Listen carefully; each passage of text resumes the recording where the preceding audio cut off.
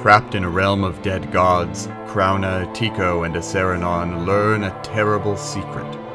One that could change their world forever.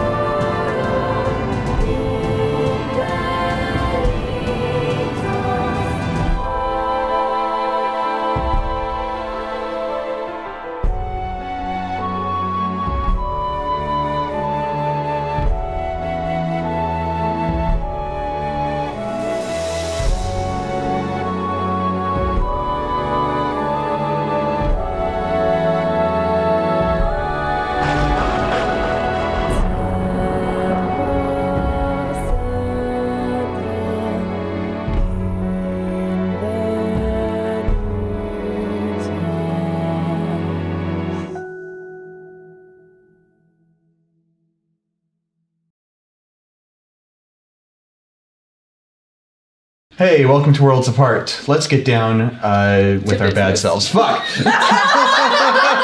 the opening. That's the opening. Cue credits. Start with that. Roll credit. Re-roll.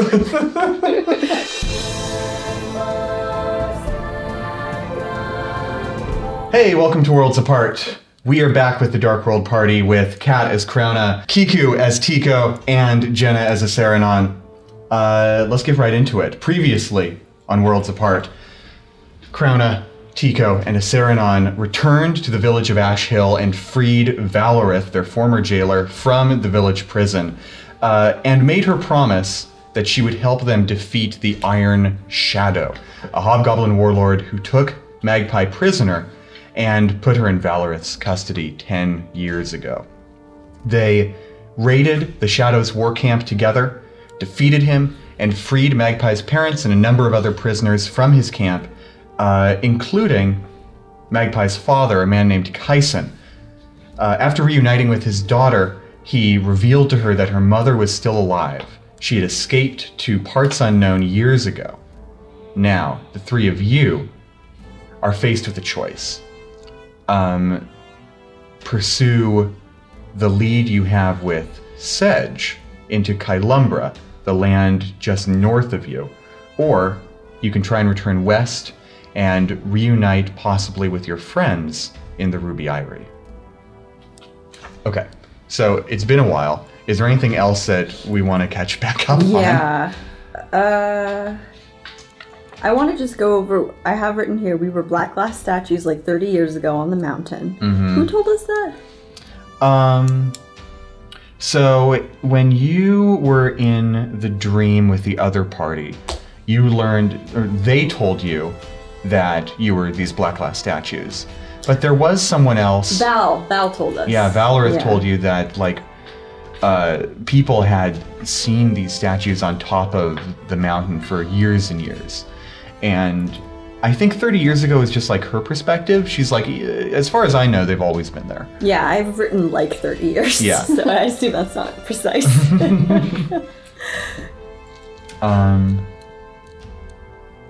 Yeah, so that's what's up with that.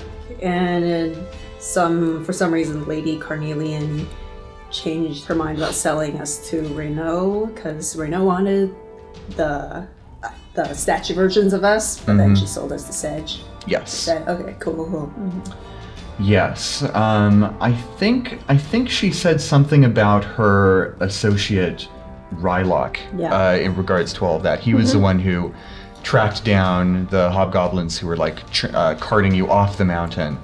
And he is kind of an emissary between the devils of Kylumbra and her little province of the Ruby Eyrie. Got it. Okay. All right, so I think we'd all sort of decided that we wanted to go to the Ruby Eyrie in order to try to reconnect with our friends on another plane. Yeah. I mean, it may be our only chance. I think so. I think that's our best bet. And personally, I would like to stay as far away from your father as possible. No offense. Yeah, no, he's kind of a weirdo. I got that vibe. I wasn't sure, but yeah, no, he's always been like that. I feel like when you're younger, you sort of don't realize these things. And then you're like, oh, yeah, he's kind of a weird guy. So, I don't know. I'm all for confrontation. I do want to approach him eventually and see what the dirt is, but I would also like to prioritize getting home. Yeah, it seems like he kind of just shows up sometimes too, so... Yeah, I feel like if we really wanted to, we could reach him. I think it might be more fun to get your revenge on him or whatever with your sister. Oh, yeah, really make it a family affair. Aw, that's so nice. Yeah, do you feel like sisterly bonding, you know? Mm-hmm. She'll really have fun fucking him up, I think. Yeah. Magpie chimes in and she says, I'm keen to travel with you as long as I need to. As long as we're all going across the land together, it's safer to travel in larger numbers, I think. All right. And my dad's got his group of freed prisoners. They're headed back to the village. But none of them have any idea where my mom is. They say she's been missing or that she escaped about 5 years ago. If you're headed to Ruby Eyrie, it's a dangerous place, but people have got information there. I think as long as I can stay undercover, then I can hunt around, see if anyone's seen her. That's true. Yeah. Do you think the Ruby Eyrie is somewhere your mother would have gone? Or would that have been too dangerous for her? So what I know about the Ruby Eyrie is that it's a place where human beings and humanoid creatures live with monsters under their control. It's Lady Carnelian is terrible. She's a tyrant, but the monsters obey her, and so they kind of stay in line. It's definitely safer than the wastes. I think odds are my mom either went there or she went there and got transport somewhere else, maybe to Marinval. That's the only other place I could think she would want to go. If she didn't go back home, I don't know why she didn't go back home. Maybe she felt that it was too dangerous. She'd be leading people there, but... What's your mom's name? My mom's name is Fiora. Fiora. All right. Well, we are heading to the Ruby Eyrie, it sounds like. But when we go there, we will look for information about your mother, and we will look for a way to communicate with Auredane. Yeah. Sound good? Yeah. All right, and sounds like we will have to keep a low profile if we don't want Lady Carnelian to catch wind of us. Although I'm not entirely opposed to that, have a bit of a showdown would be entertaining for the citizens. She's kind of a vampire. I don't know if I want to fight her outright. I don't know. Seems kind of sexy. She can keep all those monsters under Valorith, control. you mentioned she was kind of sexy, right? And Valorith is like...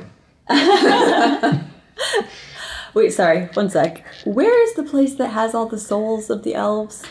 Yes. So when you talked with Zarus, yes. He pointed out that there is an island way out east that got attacked by a kraken. And so all the elfin souls are just kind of like in the ether. There's no nature left to craft bodies for them. The bodies are they're like trapped in a wall or something? I think two things have kind of gotten smashed together. Sorry. No worries. So all the elven bodies, like they're just dead and in the ground and decomposing and stuff like that. Okay. And without any nature to like perform rituals and stuff, you can't make more of the elves. Right. But around Kylumbra, there is a wall made up of souls, like a defensive fortification made up of like the souls of their enemies. Fucked up. Yeah, it's pretty messed up. Okay, so that's just necromancy bullshit. Yeah. Yep. We're still in the camp, like by the beach and shit? Yep, so just down the hill towards the north, you can see the ocean. It's kind of this weird purplish blue color lapping against the sand. Okay, should we rest up here before moving on, or should we move on from here? What time of day is it? I'd say it's about late afternoon. But it's always daytime, right? Oh, yeah, that's a stupid thing for me to say. Yeah, it's sun o'clock. Red sun o'clock. Yeah. Yes, I suppose if the sun is always up, it doesn't matter when we sleep or rest.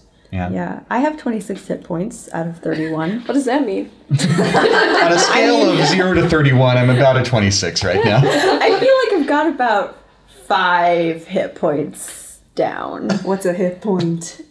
It's just what I call it when somebody hits me.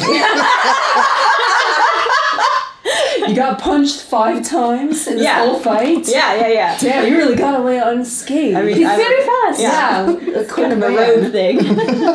Well, I don't think I get hit at all, but I was also kind of far away the whole time. Yeah. Well, let's see how many times I got. How many times did you get punched? Do you know out of the 31 times that I can be punched, I have been punched Do some math. 28 times. Oh my god, you're in trouble. Oh Yeah, my goodness. you might want to Okay, take a rest. let me get you some juice. I think you're in. give me that juice, You're in Sarah. fine condition to take a long rest right Yeah, now, right. especially Let's if you're just about do to travel. rest. Is there like a guard station that maybe has cots or something? Yeah, absolutely. That's actually a good idea because then we can see who's coming. If we go up the tower. Yeah. So this camp is made out of kind of like a ring of stone walls. And that one pillar that the Iron Shadow was perched upon when he was like, shouting at you. Burning alive in his honor. When he was shoutcasting our fight guest. There's actually a little wooden door in the bottom of that pillar. And if you open it up and examine it, there's kind of a tower of rooms inside the rock. Nice. That's where all the guards hang out. It's their Cozy. barracks. Yeah. It's not locked or anything. Well, I have big axe. in the commotion, one of the prisoners is like punched out the door. Nice. Okay, your hands. That was Stone Fist. That's canon now. Your friend Stonefist. What? How do you get that name? R.A.P. Because he's good at punching doors. When he punched a rock one time, call me Stonefist. He was trying to figure out how many hit points the rock had. How many times can you be hit? All right, Sarah, if you want to fill me up with some juice, I would love that, and then I would love to go do some laundry by the beach. Well, if we're going to bed here for the night, I don't think you need juice. Yeah, just save those spells. Okay, Is that how Although- spells work? that's fine. Although, I'll just get them back if we go to sleep, right? That's true. Like in case you're ambushed in the middle of the night. Yeah, that's true. Okay, I'll roll my hit dice first, which is what I call the random number of punches that I get rid of. When Really? I Is that what you call it? concentrate really hard. You just punch the wall as many times as you need to feel good again. is Magpie hurt at all? That's a good question. For the sake of argument, let's just say that, yeah, she's at half hit points. Okay, then I'll, How do long rests work? You get all your hit points back and half your hit dice. So you head down to the beach, Crowna, to wash some of the blood out of your clothes and dirt and stuff like that. Yeah, specifically my, drenched white gloves. Some of my other shit too, defo, but those gloves, they were white. So it's they're gonna be a little pink now. Hey, would you make me an intelligence check, Crowna?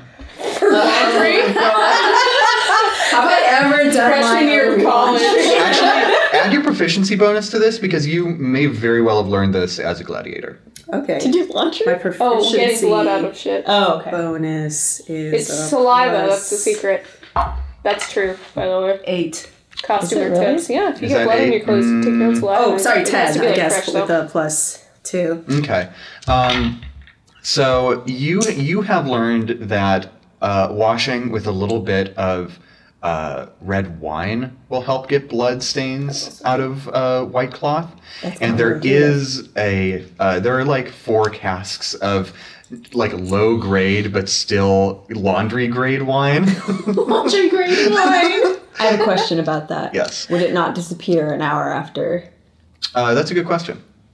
But for whatever reason, no, this wine is still here. This is perma wine. Perma wine. This is Costco. This is one Perma left. wine is a permanent state of being of just whining all the time, just complaining, a negative attitude. Oh, high school.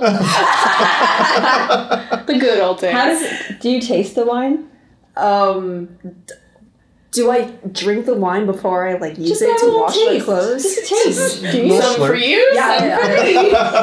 I lick some off my insides.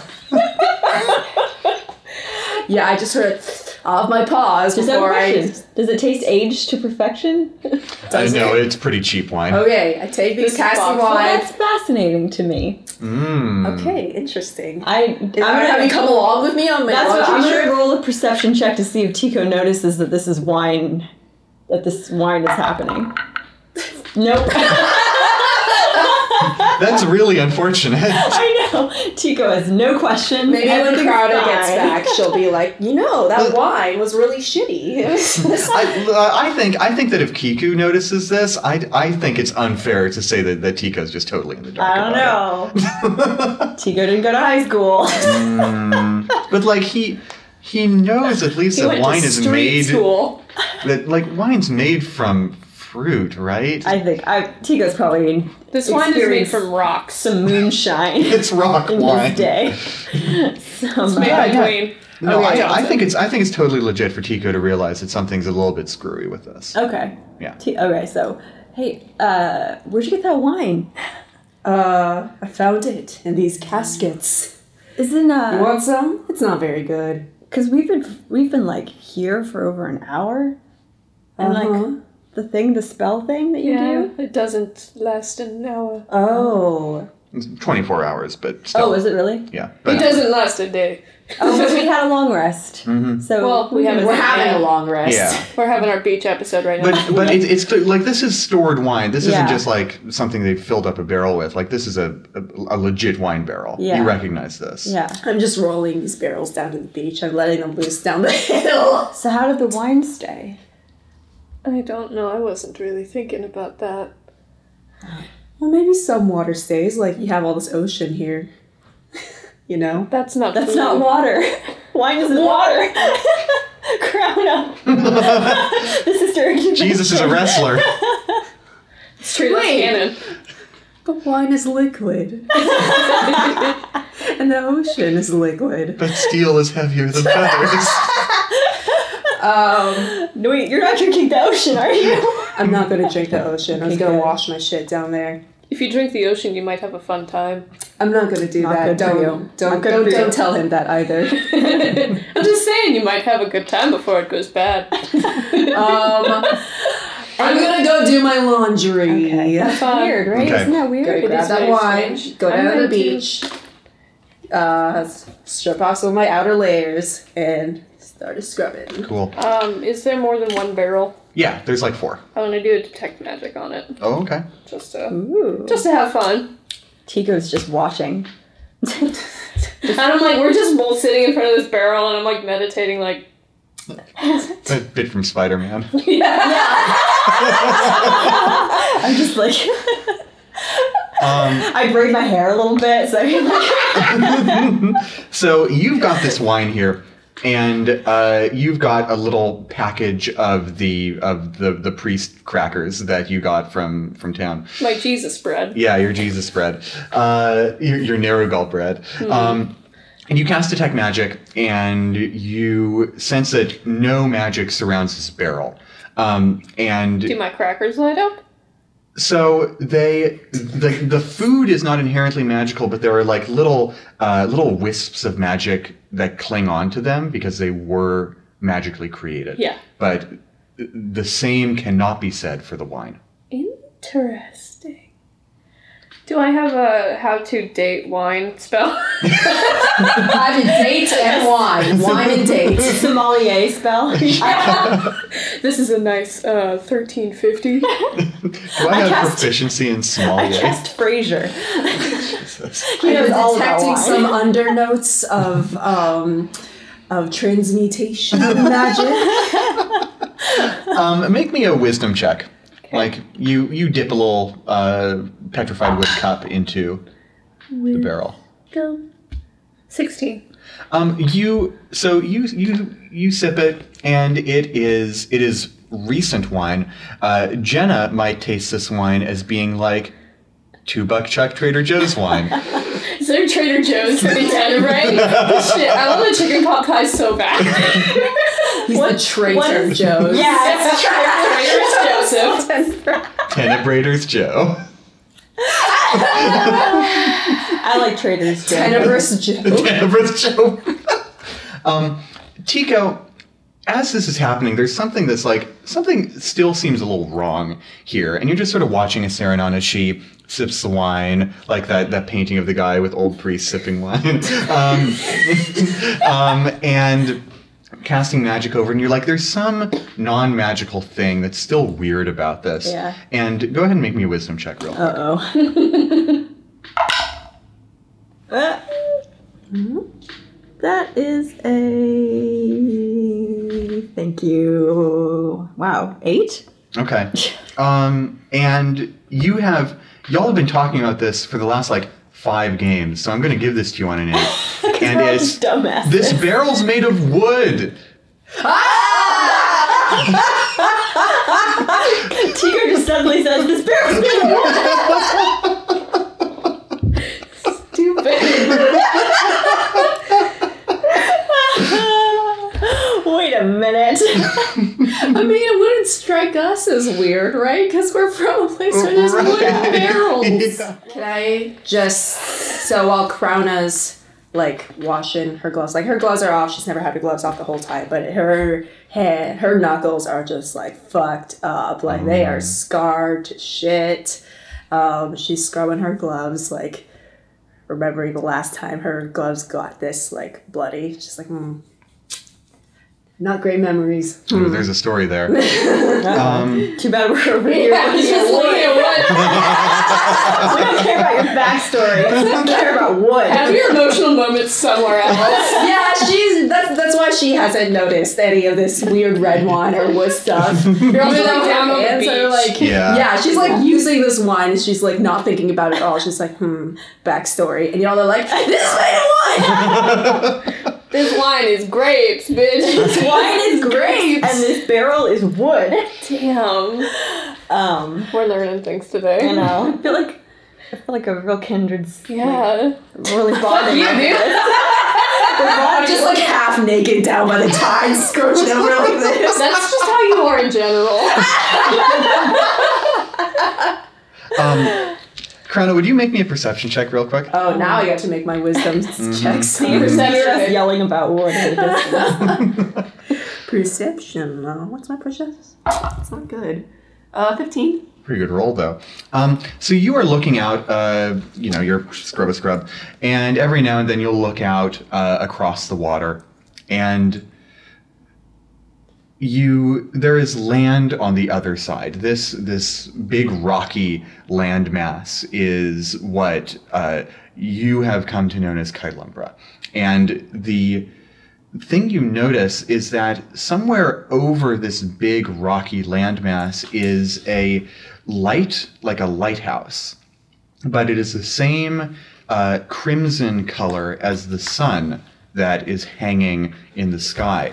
And you're just sort of idly looking at this as you scrub, and you see that this tiny glowing beacon on the horizon is not just the same color as the sun, but it is directly beneath the sun in the sky. Okay, so the color of the light in the lighthouse is the same color as the sun, or the whole lighthouse is the color of the sun? Right. I mean, it's not literally a lighthouse, but it's Okay. like if you were out at sea and you saw Sure. a tiny dot on the shore, it would look like that. It's just a tiny pinprick of crimson light, and it's like it looks like it's on top of like a mountain or on top of a big building in the distance. You can't really make out what it is, but it's a tiny dot of red light, like that giant sun made miniature. And do we know where Kailumbra is in relation to the world that we came from? Have we not thought about Saranon is the that? one that noticed Ruby Irie's location. Go ahead and make me either a nature or history check. Don't we know that Kailumbra is to the north of where we It's appeared? north we saw, but I don't think I wrote down what we thought the equivalent would be. Oh, okay. 15. 15. Kailumbra, yes, it's north of you. It's northeast of where Arvix would be. And it is in relation... It is equivalent to a place in Auredane that is not part of the Republic. It is a frozen, distant land called the Nortok Steppe. And I don't think your characters would know this, but that is the place where the Auredane party is headed now to fight the Godsworn. Ah, interesting. So I guess it would take, if we're going to Ruby Ivory, we'd have to go to Kylumbra together afterwards anyway. Well, we don't know that, though. We don't know that. That's why I'm not talking like this. Sarah, Tico. Are you back? No, I'm calling to you from the edge of the water. Oh, up there. Yeah, but we're like in the fortress. Crown is loud, though. Oh, okay. You're only like 1,000 feet away. I can use thaumaturgy to make my voice big. In your ear. Yeah. I'm gonna stick my head out the window. It's what? It's what? It's what? What? No water! Can we... Wait, calm down! There's some... I want to show you something. Wait, we want to show you something! Well, I asked first. She's true. That's right. Okay. I'm gonna bring a barrel with me so I can Just roll it down. just throw it out the Wait, window. she's got a barrel. Huh? I do have a barrel down here with me. Yeah, that's true. Tico's nothing in this room, though. That's be real. fair, yeah. I have to bring this barrel, this specific barrel. This one is made of wood. The one Crown has is not made of wood. I don't know if it's made fake of wood. wood plastic. Tico's bringing the barrel. Okay. You roll Sarah, it down the hill. sees you do this, and she's like, "This one, okay." You all gather down at the shoreline. Do you see that tower or lighthouse or something over there on top of the hill? Yeah. That's Kylumbra over there, and then there's that tower and it has a red light in it, just a little bit. Do any of you know what that might be? It looks like the sun, sort of, but, you know, Sarah's little. traveled a lot. Would she? I have a basic map that I made so I can show Magpie. What would you be trying to figure out? Yeah, from what it? are we at? Well, we figured out that the Ruby Ivory was equivalent to something else, so I think that's what you're asking me. Like, what would this be equivalent to? Well, it would be equivalent to, and also, is this like a temple sort of thing? Is this magic-y thing? Yeah, is this like Astera's got that big old tower, right? So is this something like that? That's true. Is this a magic thing? Yeah, so you are aware that it's the Nortok Steppe is where Kylumbra is. Okay, I Can you can relay relay that this. to me? Yeah. What's Cool. the Nortok step? I've never even heard of that. It's not part of the Republic. It is...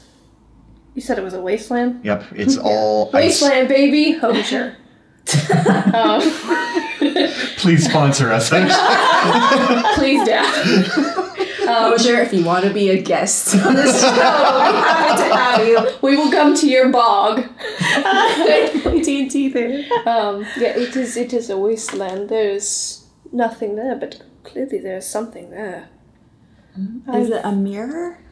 All of you make either an Arcana or a Religion check. Oh, yikes. Arcana. Religion, baby. Both things Tico has no experience with. Oh, that was a bad check. Okay. Yep, not great. 14. 8. Okay. 13, baby. Okay. You dwell on this light for a little bit, and like Gatsby gazing across the lake. We're just sitting on our barrels, just looking out at the sunset. We're looking out over the water, singing Valerie. Yeah, and none of you really find the pieces that you need, and it doesn't connect in your We're head. all dumbasses. But as you stay there for a few more minutes watching, you do spot something weird happen, and it's this light seems to glow a little brighter for a moment, and then a thin, like a razor-thin line of that light shoots up from the dot, up towards the red sun that is immediately above it, and then the line is subsumed into the greater sun. You saw that? Yeah, but I thought... Binoculars? Does anyone have binoculars? You immediately think back to Mara's spyglass. I miss Mara. Let me see if I have any... I have a question. Yeah. Is it okay to stare at the sun in this world? That's a Good question. Is it dim enough?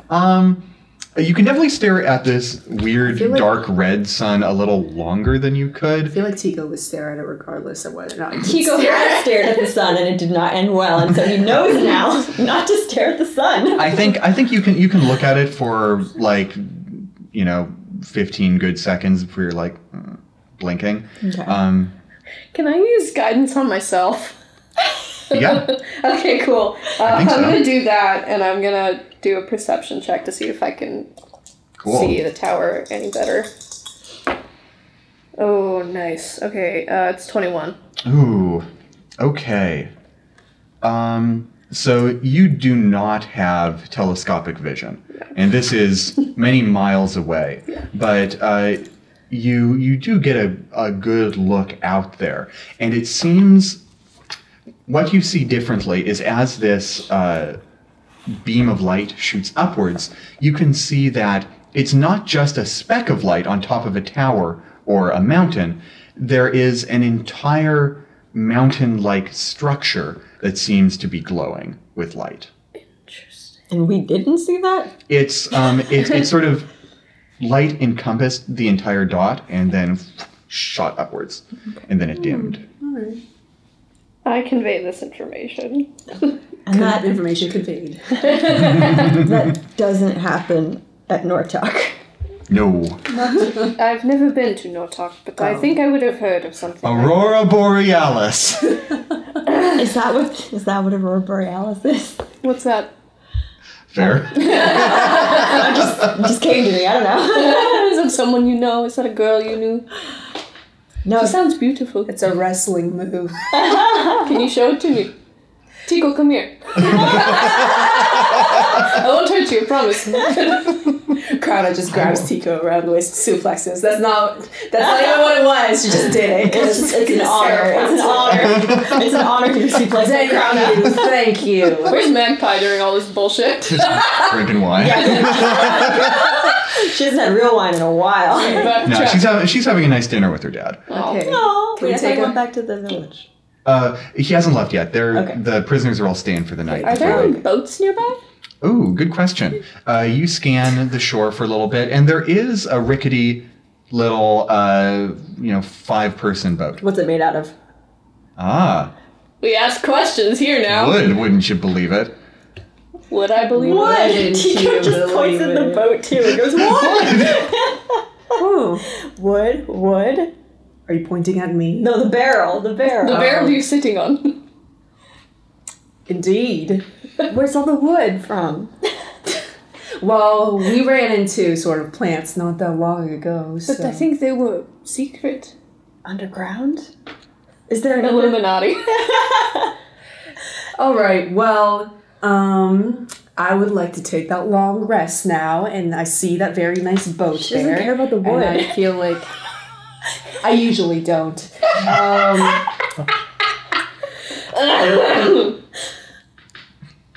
Good joke. I thought so too.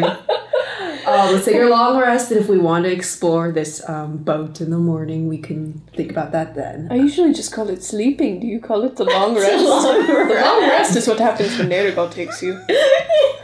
That's the long rest. That's the longest rest. I rank them. So that implies in a terms of longer rest. Is that hierarchy. when you sleep in on a weekend? Yes. Interesting. No, longer rest is a coma. But the longest rest Is death, yes. is death. I'm glad we agree on this.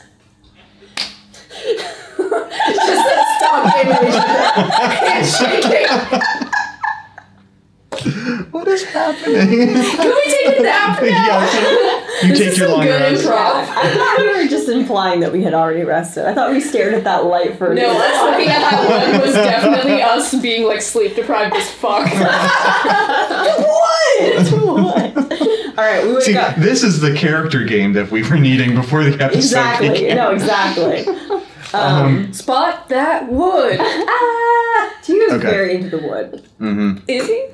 Yeah, I mean, yeah, sometimes. Yeah. Okay. Tico doesn't care what the material is. I like that. It's a good philosophy to have. Good way to put it. Y'all, you take your long rest. and you awaken in the morning and feel really rather rested. I think we should... Oh, sorry. No, go on. I woke up and I'm still thinking about the wood. I think... No, but I think we should take the boat. I don't want to go to Columbia. No, not Like, to go take it with just us? take it with us, because wood might be valuable. Can we... I don't want to carry that. It's a whole boat, We Tico. got a bag. Yeah, we could just, like... I don't think it opens wide enough to fit a boat in. Yeah, the boat's a little too wide for the bag of holding. We can just chop it up. But then we wouldn't have a boat. But We we'd can have come wood. back A bunch here. of We have wood. That's fair. Nobody here has wood. I mean, we could just hide all the wood and come back here if we needed. hide the wood. Maybe we should take some and That's what everyone else has been doing. Yeah, let's just take a few pieces of wood, because we might be able to barter it. All right. That's true. I mean, we're not gonna row this boat out there. Is there only one boat? There is one boat, and it's sort of moored up on the rocks. You know what we could do? I have a knife, and I'm familiar with carving. I'm gonna take off some long strips of it. So there's still a boat, it's just a little flatter now. Or like, are there like seats, like in a rowboat? Like Yes, seats? there are Just take the seats. seats. No, there's a good idea. Oh, that's true. Yeah. Okay. Take your axe. You see me start to like Like, what are you shave doing? it off like a fucking chocolatier. She's making wood chips for a playground. We're gonna turn this camp into a community center. Park and Parks and Rec. Aww. Yeah, you got an axe, Sarah. You can just, because there's the planks inside. Yeah, let's just take the seat planks. Oh yeah, that's We probably... don't need to sit on a That's right. a plank. We can just sit. Yeah. Amazing. We're simple. In many more ways than one. So we take the wood. Okay, we have Yes, wood now. okay. You have... We've acquired wood. Yeah, you have, I would say, about 20 square feet of wood. Okay. All in total. Kat, you write that down. Yeah, Take it back. you can carry it. Look at us keeping inventory of a bag. 20 board feet of 20 wood. board feet? They're called board feet when you Oh, do wood. right. A okay. cat would know better than I would, that's true. She took one class on furniture. That's true. And that's more now than I I'm know. a woodsman, and I'm going to make bespoke furniture for a living. You have to Oh, yeah. save a little girl out of a wolf before you can call yourself a woodsman. Or be made out of tin. So, you're planning on heading out east then, heading towards Ruby Eyrie? Yeah. Okay. Then Magpie says goodbye to her dad and the several other prisoners that were here. Some of them have geared up in their arms and armor that were taken from them. Others have taken some chainmail that the hobgoblins were wearing and just sort of draped it over themselves haphazardly. Sorry to harp on this. Can I ask Magpie's dad if he knows do you know where this wine came from? He looks at it and says, yes, there's a brand on one side, and he rolls it over. Budweiser. And Ye old. Is Budweiser wine? It is now. It is in Tenebrae. Welcome to hell. and someone like with a branding iron, an icon has been branded into the wood. We just didn't even read that. Well, I mean, So caught up on the wine. it's a symbol, and Okay. it is a symbol of a very tall, three-towered structure. It's like a short tower on one side, a slightly taller tower on the right side, and a very big, tall tower in the middle. Now watch us all draw this. Yeah. So it's just ascending. I mean, yeah, basically, Oh, in the its tall tower's simplest in the middle. form, it's like there's a flat horizontal line, and then on one side is a short line, and then on the other side is a taller line, and then in the middle is a very tall line. Gotcha. Yeah. Oh, I made mine into like a bar graph. Oh well. What? I mean, I still can't visualize Yeah, this. like It this. looks like the Oh. from mountain. Yeah, it does kind of look like that. Yeah, mine's dead ass a bar graph. No, I did that Both of you. We went to the same high school. This is what it did to us. Oh my god. Okay. See? Do you know what it means? Yes, that is the local brand of Ruby Eyrie. This wine was probably made there. Brand of Ruby Eyrie. Government mandated wine. You drink this or you die. Get your government wine! Well, that's another reason to go to Ruby Eyrie. They The wine. apparently have wood. They got booze. Yeah. They have wood. Yeah, Tico. This is Tico's new passion. It's finding and identifying wood. You want to become like a woodman? No, I just want to see it and talk about it. Okay. A connoisseur of wood. Do I detect undertones of? Sequoia. A fine ash. Okay, let's go. All right. I want to take some of the wine out of the barrel and put it in like a flask or something. Yeah, you take a little water skin. Yep. You were able to loot the barracks of these hobgoblins. There are some more of these sort of religious-looking rations. There are those 4 casks of wine. There were 8 water skins that are filled up with fresh water, and Kat, you write this down. Yeah.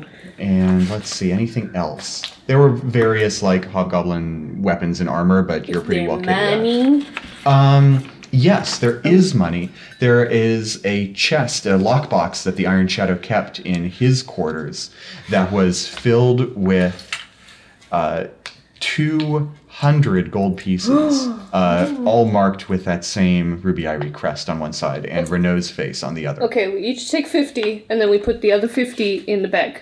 That's emergency supplies. Okay. Okay. Yeah. Cool. 50. Nice. Gee. That's so much more money than I used to have. Yeah. How heavy is that, though? 50 coins is about a pound. Oh, okay. Oh, nothing. Canadians. And this paper money. It's heavy. Magpie Affairs bids farewell to her dad. That group heads off to the south, and Magpie shows up with you. She has she's pulled a warm jacket that she found in the hobgoblin camp over her shoulders. It's getting a little chilly up here, and looks at you and nods. I'm ready to go. All and right. Valorith walks up as well. You gave her sword back. Is that right? Or No. you No, didn't? we didn't do Okay. that. We all kind of look at each other like, I wouldn't have done that. Valor shows up. She is wearing her armor, though. You let her put that. Yes, on, but I'm no sure. holy symbol. Yeah. I still got that. That's You part of still my got like that. little. You've got the symbol. accoutrement. Crown has got the sword. Valor's got her armor on. Magpie's Together, we are one complete valor. one entire paladin is split among us. And Mom says it's my turn on the paladin. Sorry. got a paladin Voltron all together there. Valorith, you're coming with us? She looks over at you and nods once and says, I had to think about it. I really wasn't looking forward to heading back to Ruby Eyrie. I think that things are going to be pretty bad for me there if Carnelian sets eyes on me. Seems so. We can get you a hood or something. It's better than going back to village prison. Sure. Well, Can't argue with you. if you think you could help us get around Carnelian, then you'll have a stake in that too. So we don't want to be noticed by her either. It's true. Okay? You've got yourself a deal. Cool. We should give that last 50 to Magpie. Oh. Hey, Magpie. Hmm? You want 50 gold? Yes? Here you go. Too bad. Us too. Where did you get that? Don't ask Don't worry questions. about it. Don't worry about it. Did you see this wood? Look at the. Don't look over here. Look over there. She looks at the wood. 20 board feet, baby. Yeah, it's really, they're all just so starved for entertainment. That's That joke took too long to get out. Magpie is very interested in this wood. Say it. Let's talk about it. She and Tico have Shake wood. hands. Yeah, good wood. Good wood. Same wood. Magpie and Tico definitely talk about this as they get on the road. And it drives everybody insane. Because they won't shut up about it. Wood? What wood? Mood. Is this the first time you've seen wood? It literally isn't!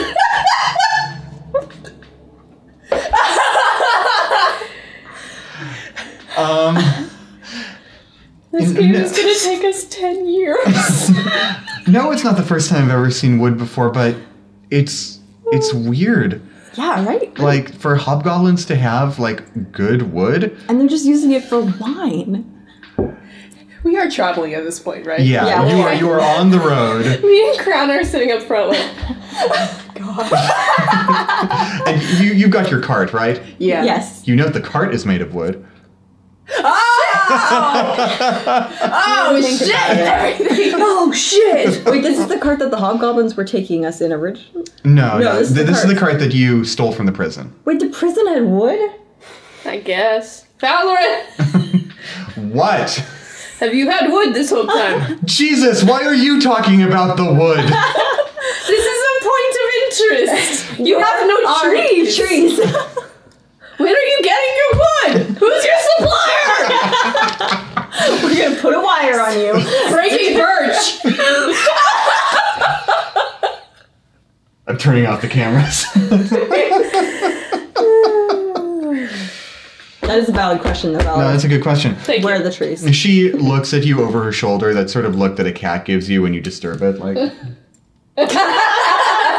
And she's actually going to stand up in the cart, and she's going to walk away from Tico and Magpie, who are avidly talking about wood, and moves over towards the front with you two, and sort of leans on, the mid, like the armrests of both of your seats, and just sort of leans her head in between you, and says, yes, contrary to popular belief, there is wood around here. How? Yeah, where? And she actually looks back. Oh, you're in this conversation too? We're talking about I hear wood, I say where. I say how high. And Magpie sticks her head in now. You're a Scooby-Doo pull, little totem pole of Scooby-Doo heads. And Magpie says, yeah, I'm pretty sure nothing green grows around here. And Valorith rolls her eyes dramatically, and Magpie, hisses at you. And Valorith rolls her eyes dramatically and says, maybe out here in dirt farming country. Wow.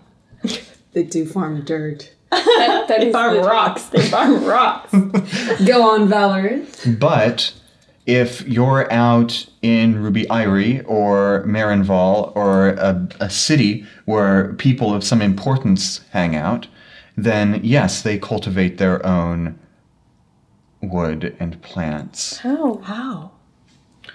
I don't know how. Then, how do you win this conversation? Lady Carnelian has a grand garden in the back of her palace. And it's not magicked up? Beans? Nothing but beans? What's wrong with you, Saranon? I just signed to the woods like a week ago. I'm sorry. Valorous says, now, I don't know. I don't know if it's magic. I mean, it has to be, right? If it's growing in this dead dirt. Or, what are the dirt farmers farming? Why does Marinval need all that rock? I don't know. Are they turning the rocks into trees? That doesn't sound right. I don't think that's right, yeah. This matter is of absolutely no interest to me. I'm gonna play a song. But the point is, here's why Tico's interested in this. Mm-hmm. He loves wood. The end. No, for real. If there are trees, then there's nature, and if there's nature, then the elves should be able to use it.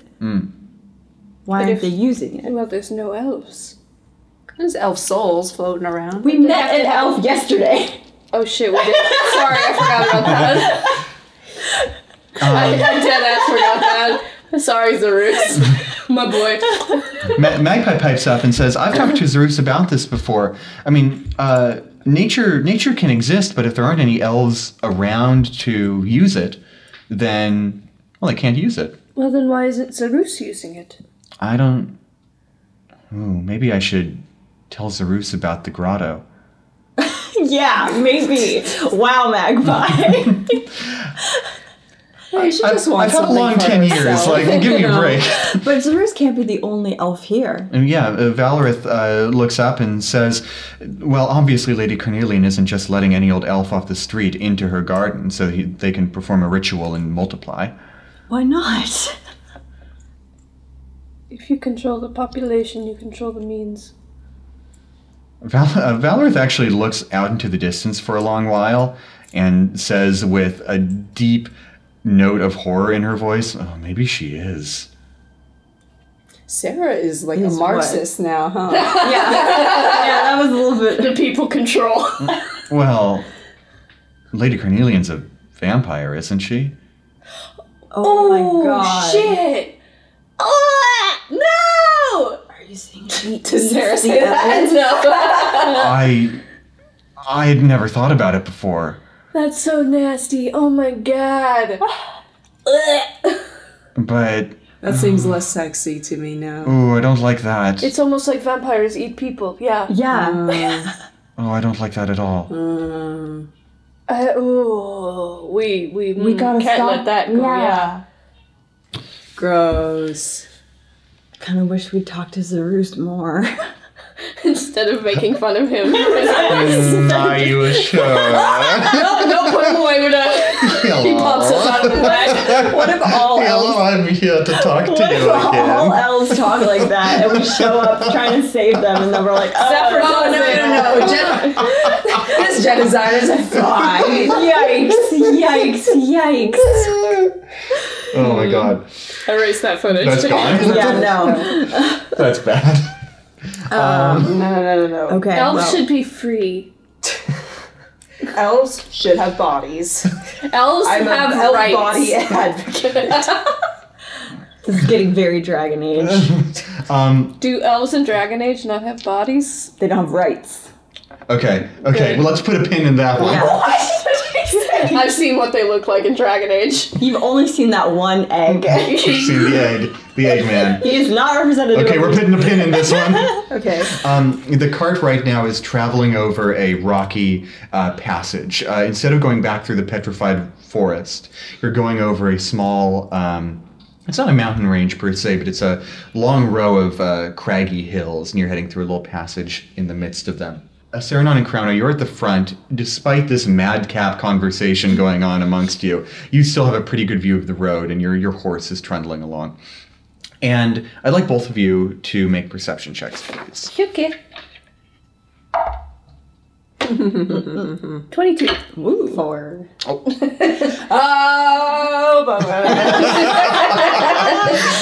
Just stone faced.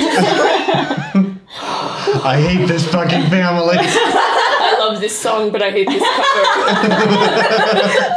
cover. Are you strumming like a banjo on sudden death?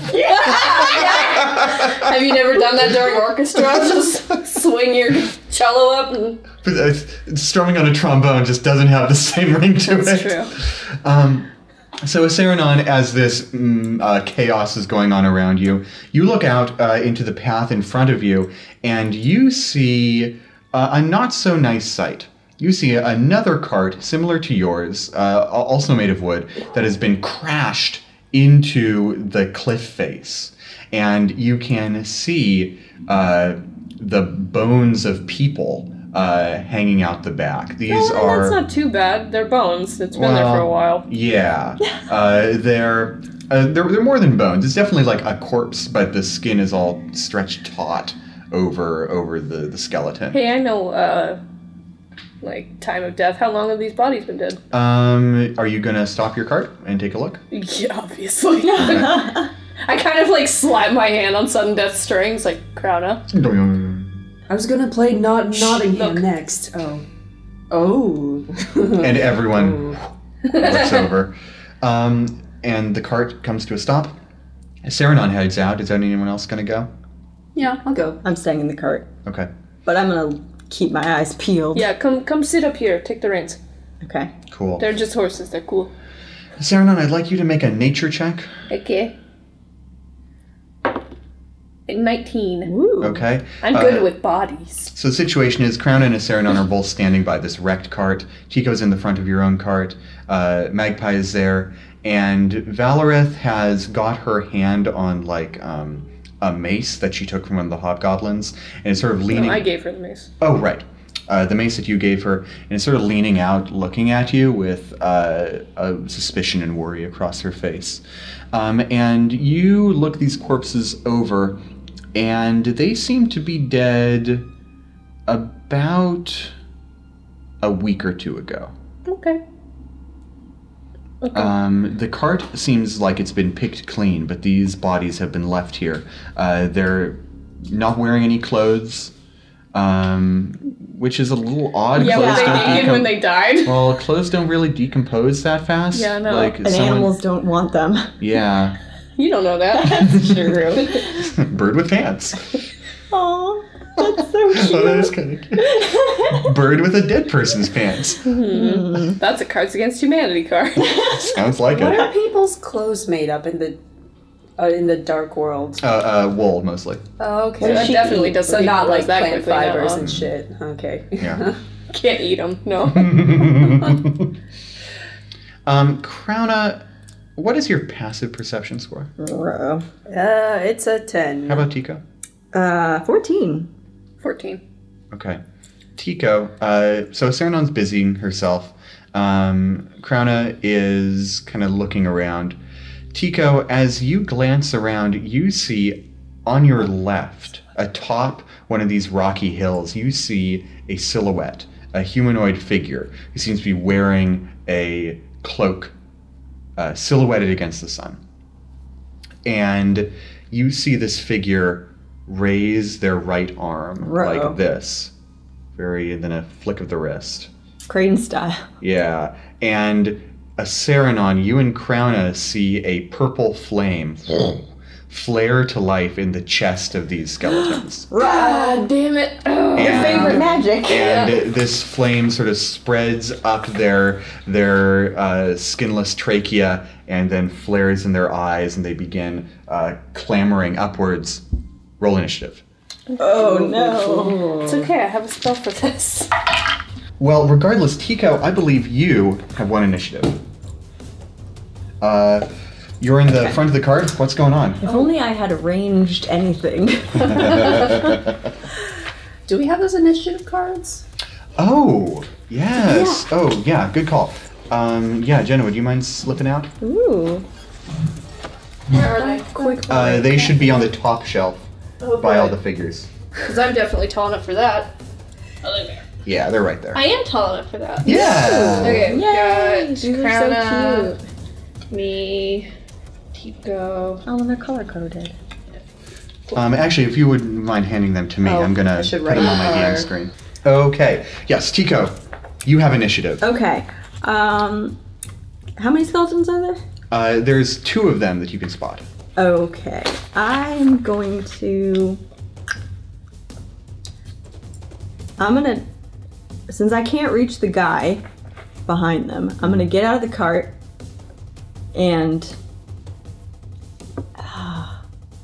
okay. I'm gonna try... How far away is the guy? Okay, here's the situation. Yeah. The cart you're in is about 10 feet from the cart that they're investigating. Okay. And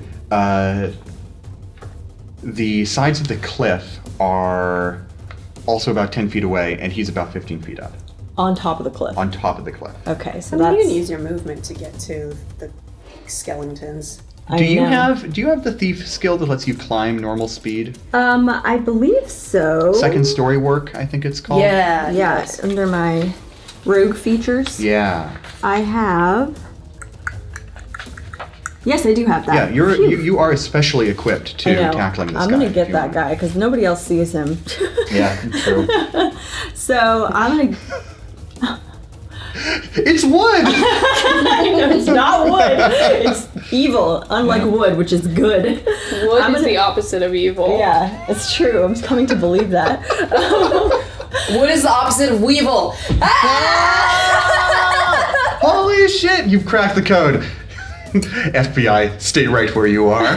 I don't know if it deserves that much of a reaction. Okay, I'm gonna- right, and you should applaud me. I'm gonna use an action to put my hood up. My Okay. little elven hood. So I'm all sneaky now. And I'm going to climb the cliff. Very good.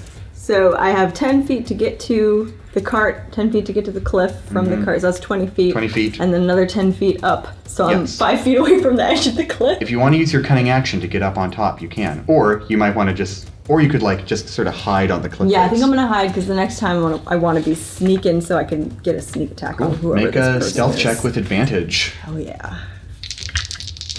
We need that. And everyone else has disadvantage too, which is bonkers. It wasn't good. Oh no. Oh, you could add your stealth modifier. Which is... Oh, phew. Okay. 13. Okay. All right. The person on top of the cliff doesn't seem to notice you scurry up. Thank you. Krona, you are on. Good thing I didn't Right sneeze now. while I was sneaking. I only see 2 skeletons. I cannot stop saying skeletons now. Skeletons. Excaliburs. Skeletons. I only see, but do I see inside of the cart on the road? Yeah, you can see inside the cart. It's mostly it's smashed up. The Okay. front is just crumpled inward. These 2 skeletons seem to be the only things inside. Oh, okay. Right, then I'm just gonna I'm just gonna hit one then. Okay. Yeah, if there's only 2, I'm not gonna do a fairy fire. Got 2 attacks. They're both over 20. They should hit, right? Oh yeah. Okay, and then I'm gonna do 1 hit for each skeleton. Sounds good. Where's the second hit coming from? I have 2 attacks. Do I? Which sheet are Uh-oh, you wrong looking Krona. at? If you're 4th level, I don't think you have 2 attacks. Yet. No, that was a 5th level thing at fighter. Okay, that makes sense. Then I do not. I have 1 attack. But they were both over 20, so yeah, that 1 attack does hit. Okay, and then I'm gonna hit a skeleton. Plus 1 plus 6. So that's still 7 damage. 7 damage. And I'm gonna use What type of damage? bludgeoning. Bludgeoning, yes. Okay. You bring the bludgeoning instrument of sudden death down, and you do hear its bones crunch a little bit underneath the force. And Just like us. I'm gonna, You're right. I'm gonna give Bardic Inspiration to Sarah. Thank you. Very good. All right. That's a D8. D4. Oh, that doesn't seem D6, right. D6. Yeah. I'm getting everything mixed up. I'm like, it's not as much as a D8 yet, so it has to be a D4. This group hasn't played in like a month. I get it. Question before we get back in. Yes. For Channel Divinity, it's either turn undead or path to the grave, because that's a grave cleric thing, Yes. right? And it's one or the other. It's one or the other. Once per short. No. You have them both, but you can only. I know. I can only use one or the other because I only have 1 Channel Divinity. Yeah, per short rest. Okay. Yes. Just checking. Thank you. Okay. Yeah, no problem. It is the cloaked figure's turn, and this person looks out over the cliff face and mutters an incantation and does a hand gesture, reaches out towards a Saranon and makes a fist and pulls it like this. Oh, And like Saranon, you suddenly feel a binding force around all of your limbs, and I need you to make a wisdom saving throw. Okay. You got that D6, remember? Ooh, yes.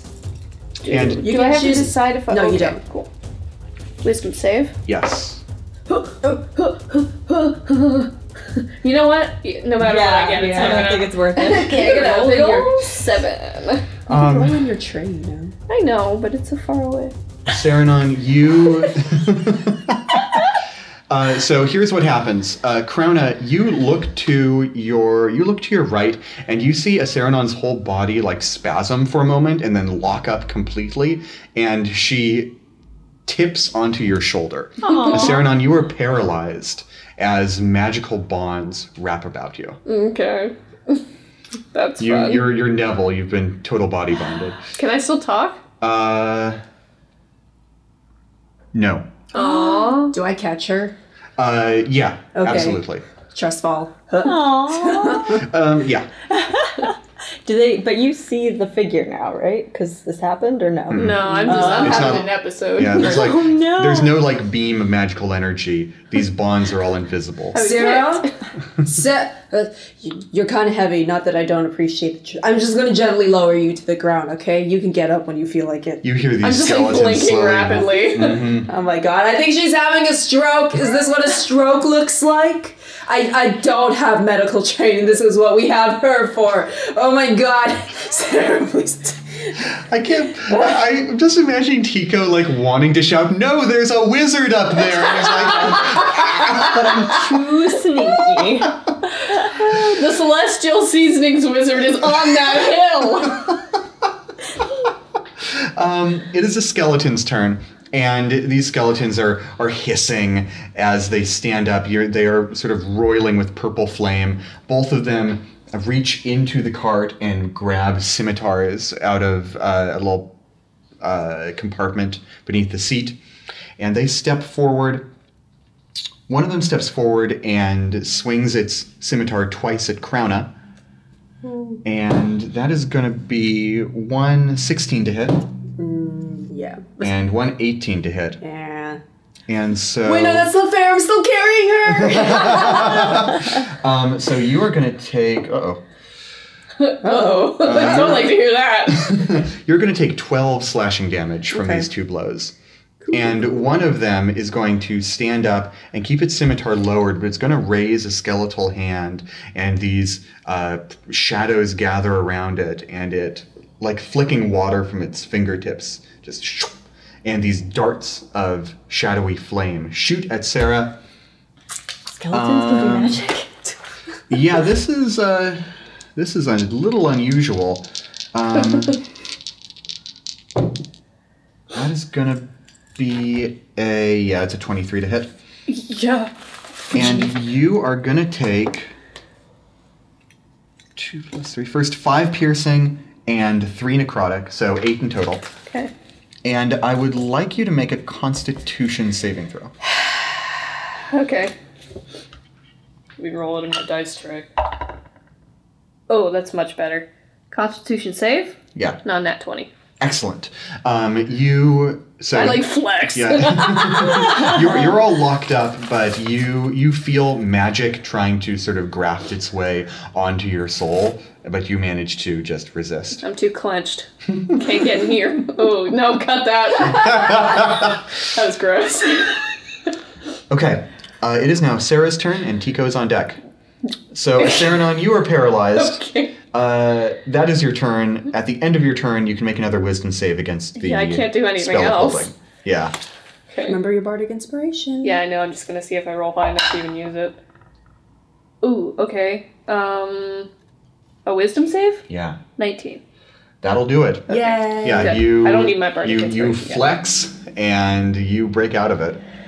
But now you're on the ground. Okay, I'm just lying on the ground. No, I'm not having a stroke. There's a wizard up there. Oh. Actually, do you have range? I have a hand crossbow. No, okay, you take care of the skeletons then. Light Cool. crossbow, my bad. But I'll From- take the skeletons. From Crown and Saranon's point of view, you look over your shoulders and you see this red sun in the sky. This shadowy figure is silhouetted against the red sun and just sort of looming over you with one hand outstretched. Yeah, I'm gonna Good chop that fucking entrance. hand off. Good entrance. I appreciate a good entrance. Yeah, it is very dramatic, but he did kind of Back mess leg. up my back a little bit. Oh, not the back. You gotta take care of that. You do stretches every night? Not lately, no, it's been kind of rough. The skeletons hiss, "Get on with it!" It's Tico's turn. Okay, so now I can. Okay, so I can With Crown on deck. run up to the guy behind, or I don't know what the gender is. I can run up to this figure. So I'm gonna use my movement to get up the rest of the cliff and sneak behind him. So I'll make a stealth check. Yes.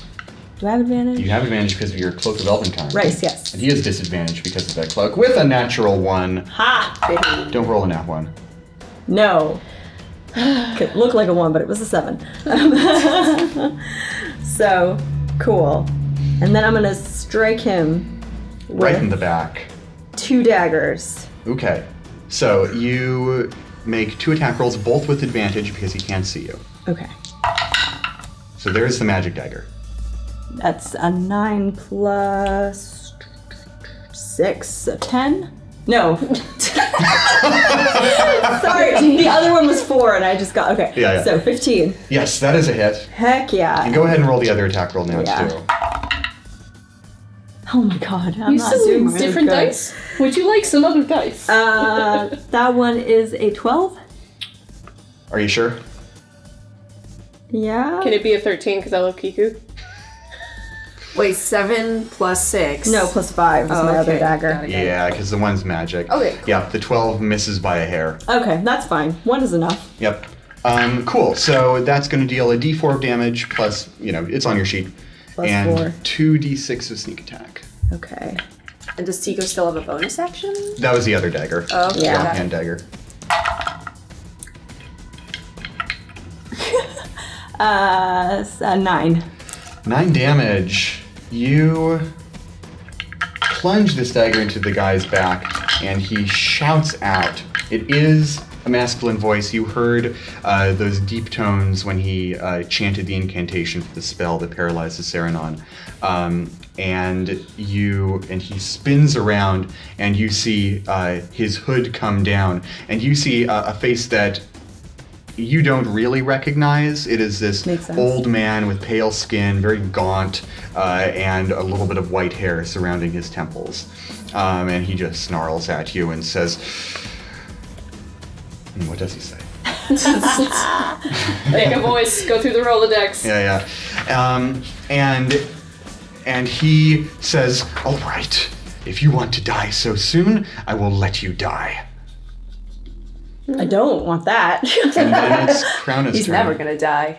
I don't die. Is he human? He is human. Okay. Make a perception check for me. Okay. See if I can Would you like a perceive new dice? anything. No, these are gonna work. No! Well, that's 11. Yeah, you were just kind of shocked by this old man Oh! shouting in your face. Typical. Crowna then. Are these skeletons humanoids? Yes. They look like fairly human skeletons. Okay, I'm gonna cast Crown of Madness. I'm sorry. I hear what you were asking. No, they are undead, not humanoids. Boo! Okay, okay, I'm gonna do this and then whispers then. Okay. On one of them, I'm gonna bow sudden death, and one of these skeletons is gonna have to make a wisdom saving throw. Just one of them? Yes. The one you hit before or the one that hasn't been touched? One I hit before. Yeah, 3's not going to do it. Okie dokie. It's gonna take 3d6 psychic damage and have to use its action to move as far away from me as possible. Yeehaw. Okay, it's 17 damage. Whoa! Ouch. It's a very out of tune song. Wait. No! God damn it! As you draw the bow across sudden death, you see a slash appear right across the skeleton's skull, and this purple-black ichor just begins dripping from it. The skeleton is bloodied. Cool! And it's the pinpricks of vile light in its eyes shrink down in terror, and it appears to be readying to run. That's my cat looking at me from under the bed. Can I use a slashing flourish for my bonus action? Does that require you to make an attack roll? But I No, make but you an cast a attack roll? spell. Oh, you're right. Okay. In that case, It's been a hot minute since we played D&D. Yeah, it's all good. It's all good. It is this man looking at Tico. Uh-oh. It is. A man? Oh, man. And he takes a step forward towards you, and he raises his gnarled hand with long, grotesque fingernails. Yucky. And he moves in to grab you by the collar. And let's see how this spell works. Just slip out of your shirt. No, thank you.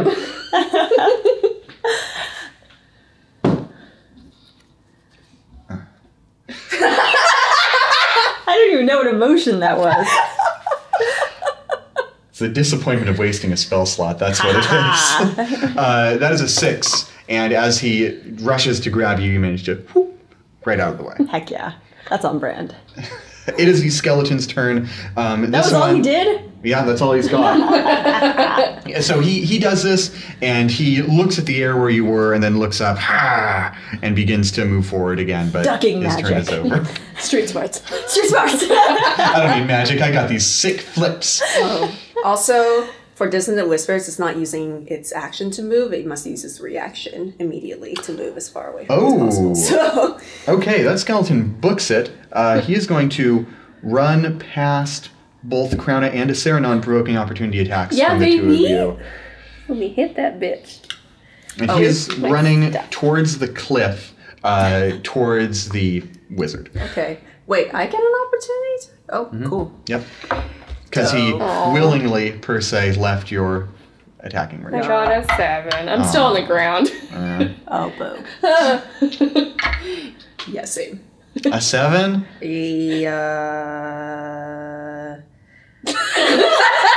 That's what Dissonant Whispers is. Yeah, it's just a Gregorian chant.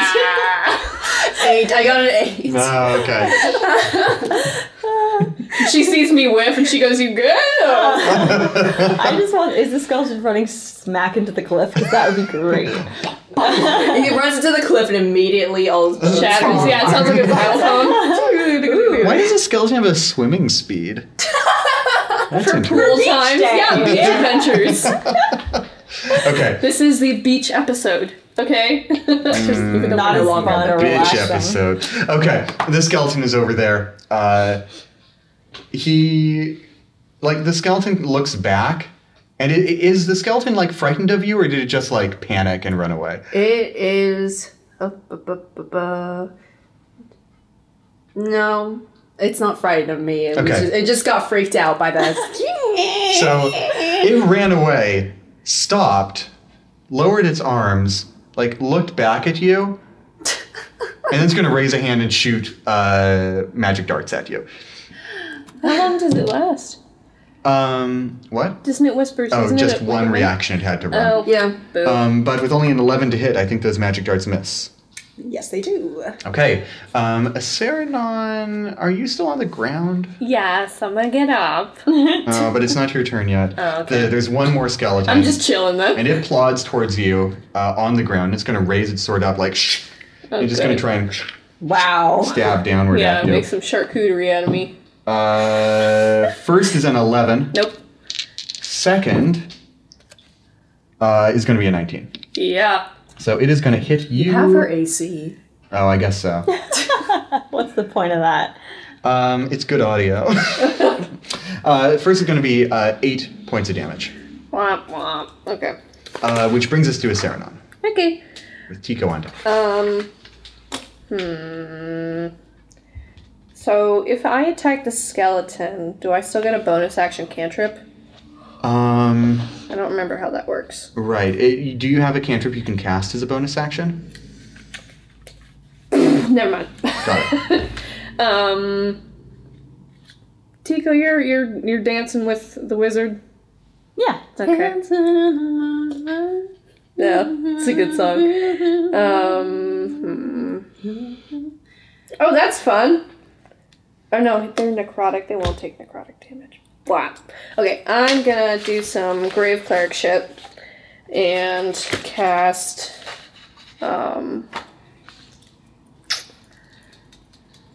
let's do Path to the Grave. Okay. So that's one creature within 30 feet, so the one that's coming at me. The next time either me or an ally hits it, the creature has vulnerability to all of that attack's damage. Oof. All right. So hit it with a fun spell. Yep. The dark flames of Nerugal surround it, and it is looking distinctly unnerved by the power. Yeah, and that's my What an action. emotive skeleton. Yeah. That oh, skeleton can produce more emotions than this face can. No, it's not in the face. It's all in the body language. Oh, right. Got it. That's just overacting. Yeah, The no. skeletons were hamming it It's up. in its first school musical. And it was Villager number 3, and it was so excited to be here. Tico, it's your turn. Okay, I just realized that I have bonus action fast hands where I can use an object as a bonus action. Oh, yeah. All right, so I'm going to use my bonus action to activate my poison dagger. Yes, it drips with venom. Okay. Wonder, can I ask this guy something as I'm stabbing him? So you raise this poisonous dagger and you want to say something. Yeah. What's your name? And the man like looks at you for a moment and says, "You don't recognize me?" Oh shit, is this Renault? Uh-oh. Is it Renault? Oh no. Oh no. You look at him, that's not Renault. No, it's not something about Okay. Renault, I And- know. It's Renault known. Renault known. It's not the Reno we know. I have to Pretty good. Good enough. Good enough. Sounds like you're talking about Nevada. Yeah. I'm just gonna be like, get over yourself, and then stab. Ooh, that's a good comeback, Tika. He notices me now, though, so I don't get advantage. Yeah. Okay. Just because I stabbed him. No! Alright. Stop using that die. I know, it's so bad. What's the result? It's a 9. Okay. Yep. You slash wide. It's just a little slap fight over here. I just got distracted because I'm trying to figure out if I know this guy, and I definitely don't. Make me like a wisdom check. Okay. Search your feelings. You know it to be true. Yeah. Do you have a bonus to insight, maybe? I don't have anything. Poor Tico. 7. Oh my god. Take one of my dice. This is awful. I know, these dice, I'm sorry. These I were... mean, They gotta go take some into of dice mine. jail. Alright. Put them on the I'm bench. not superstitious. So. I'm just a little stitious. just a little suspicious.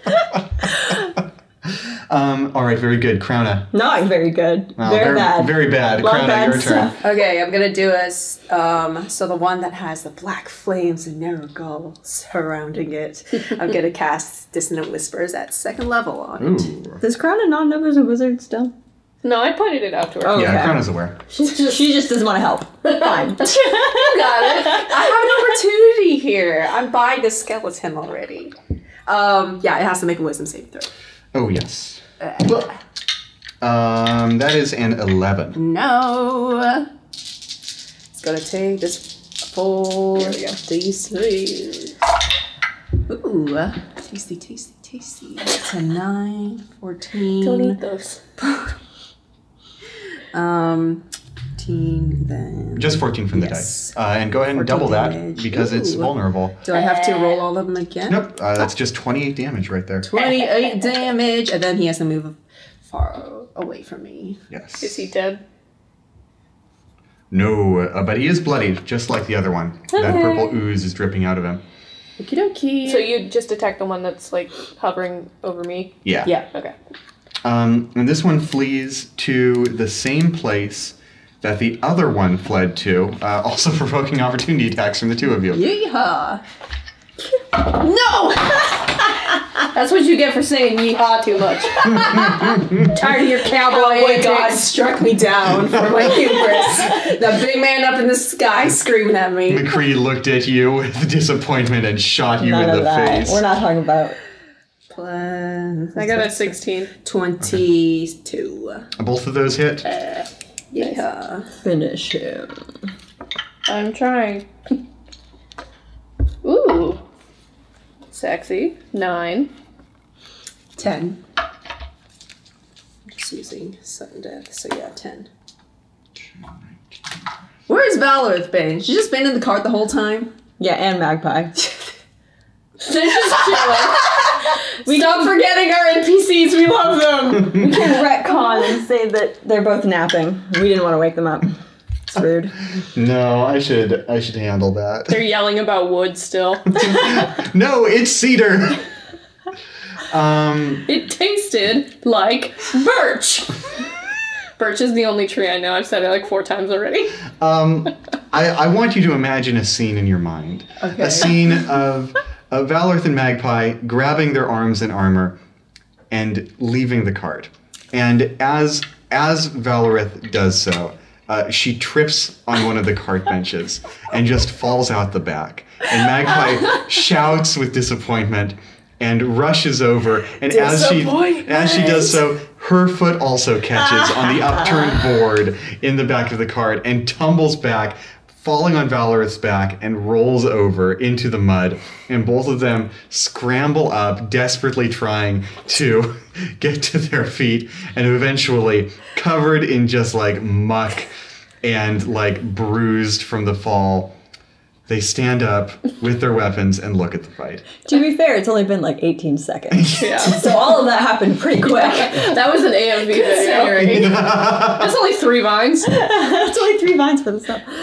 Like Okay. 2.5 vines. So Where were you? Sarah had a stroke in that 18 seconds. I did. I could have died. I'm going to die right now. okay, whose turn is it right now? Oh, you're keeping Crowna track. just went. It's go. Valorith's turn No. now. So Valorith stands up, walks around the cart. Both of the skeletons are way over there. The dude is way up there. She looks at her mace, and she's just gonna walk over towards the skeletons. Take your time. You're not gonna throw your mace? It doesn't Not come gonna back. do a It's check? not a boomerang. It's not Thor. Oh shit! Sorry, I can't talk about that property Stop, either. please. Is that another wrestler? What? Is that another wrestler? Thor? Yes. Oh, okay. You just sort of slurred all those words. Yeah, I don't together. say my words. Did they not Okay. kill that skeleton with their opportunity attacks? No, he's a beef boy. No, these are powerful skeletons. Wowzers. They're both bloodied, but they're still in it. And now it is the wizard's turn. Nuh-uh. And he is going to take another step forward towards you and says, "Just stand still." Well, all right then. You asked nicely. And that is a non-natural 20. Oh, no. And so his horrible gnarled hand is going to clamp down right on your shoulder. You can my feel manicure. his nails kind of digging in. Gross. And your body is awash with necrotic energy. Energy. All right, that's nice. That was a very positive spin on that whole sentence I just told you. It's like Gatorade. Gatorade is necrotic energy. It's just like chugging a monster. And you take 14 necrotic damage. That's what happens when you drink a monster. Exactly. No, that is what happens. It's like unicorn blood, you know. Half-Life. Is that what you've been drinking? Yeah. You What? said 14? Yeah, 14 necrotic 14. damage. Okay. Okay, that brings us to the skeletons. Both of them are going to shoot their shadow darts. One at Crowna and one at Aceranon. Actually, at Valorith, one who's at walking Valorith towards them. because Yeah, thank you. so one at Crowna, one at Valorith. Sorry, I have a question. Yeah. The temp hit points that we had last time, do we still have those? Yes, you do. After a Oh. long rest? Okay, phew. You shouldn't, but you yeah. When did we get 10 hit points? When you talked with Astrid in the dream state. Yeah. Oh. I mean, I don't have I think to I use lost them. those ages ago when I, got reduced to 3 hit points. Took damage, yeah. No, you probably don't have Yeah, them that's then. fine. Yeah, Because they're we took a probably long rest. gone. That's fine. I wasted them. Oh well. Should You have jumped wasted off them a by ledge, not getting yeah. hurt. Yeah. So the skeleton who's shooting at Crowna is a 12 to hit. That doesn't do it. No. And the one shooting at Valorith, oh, that's a 20 to hit, yes. So she's beefy. Yeah, so Valorith is going to take 8 damage, and she's going to make a Constitution save. And make it just barely. Okay. She just grunts. She's got no witty one-liner to say about this guy. Aceranon, your turn. Okay. So the skeletons are far away. Ooh, now I can use my spells to hit wizard, man. Thanks. Yeah.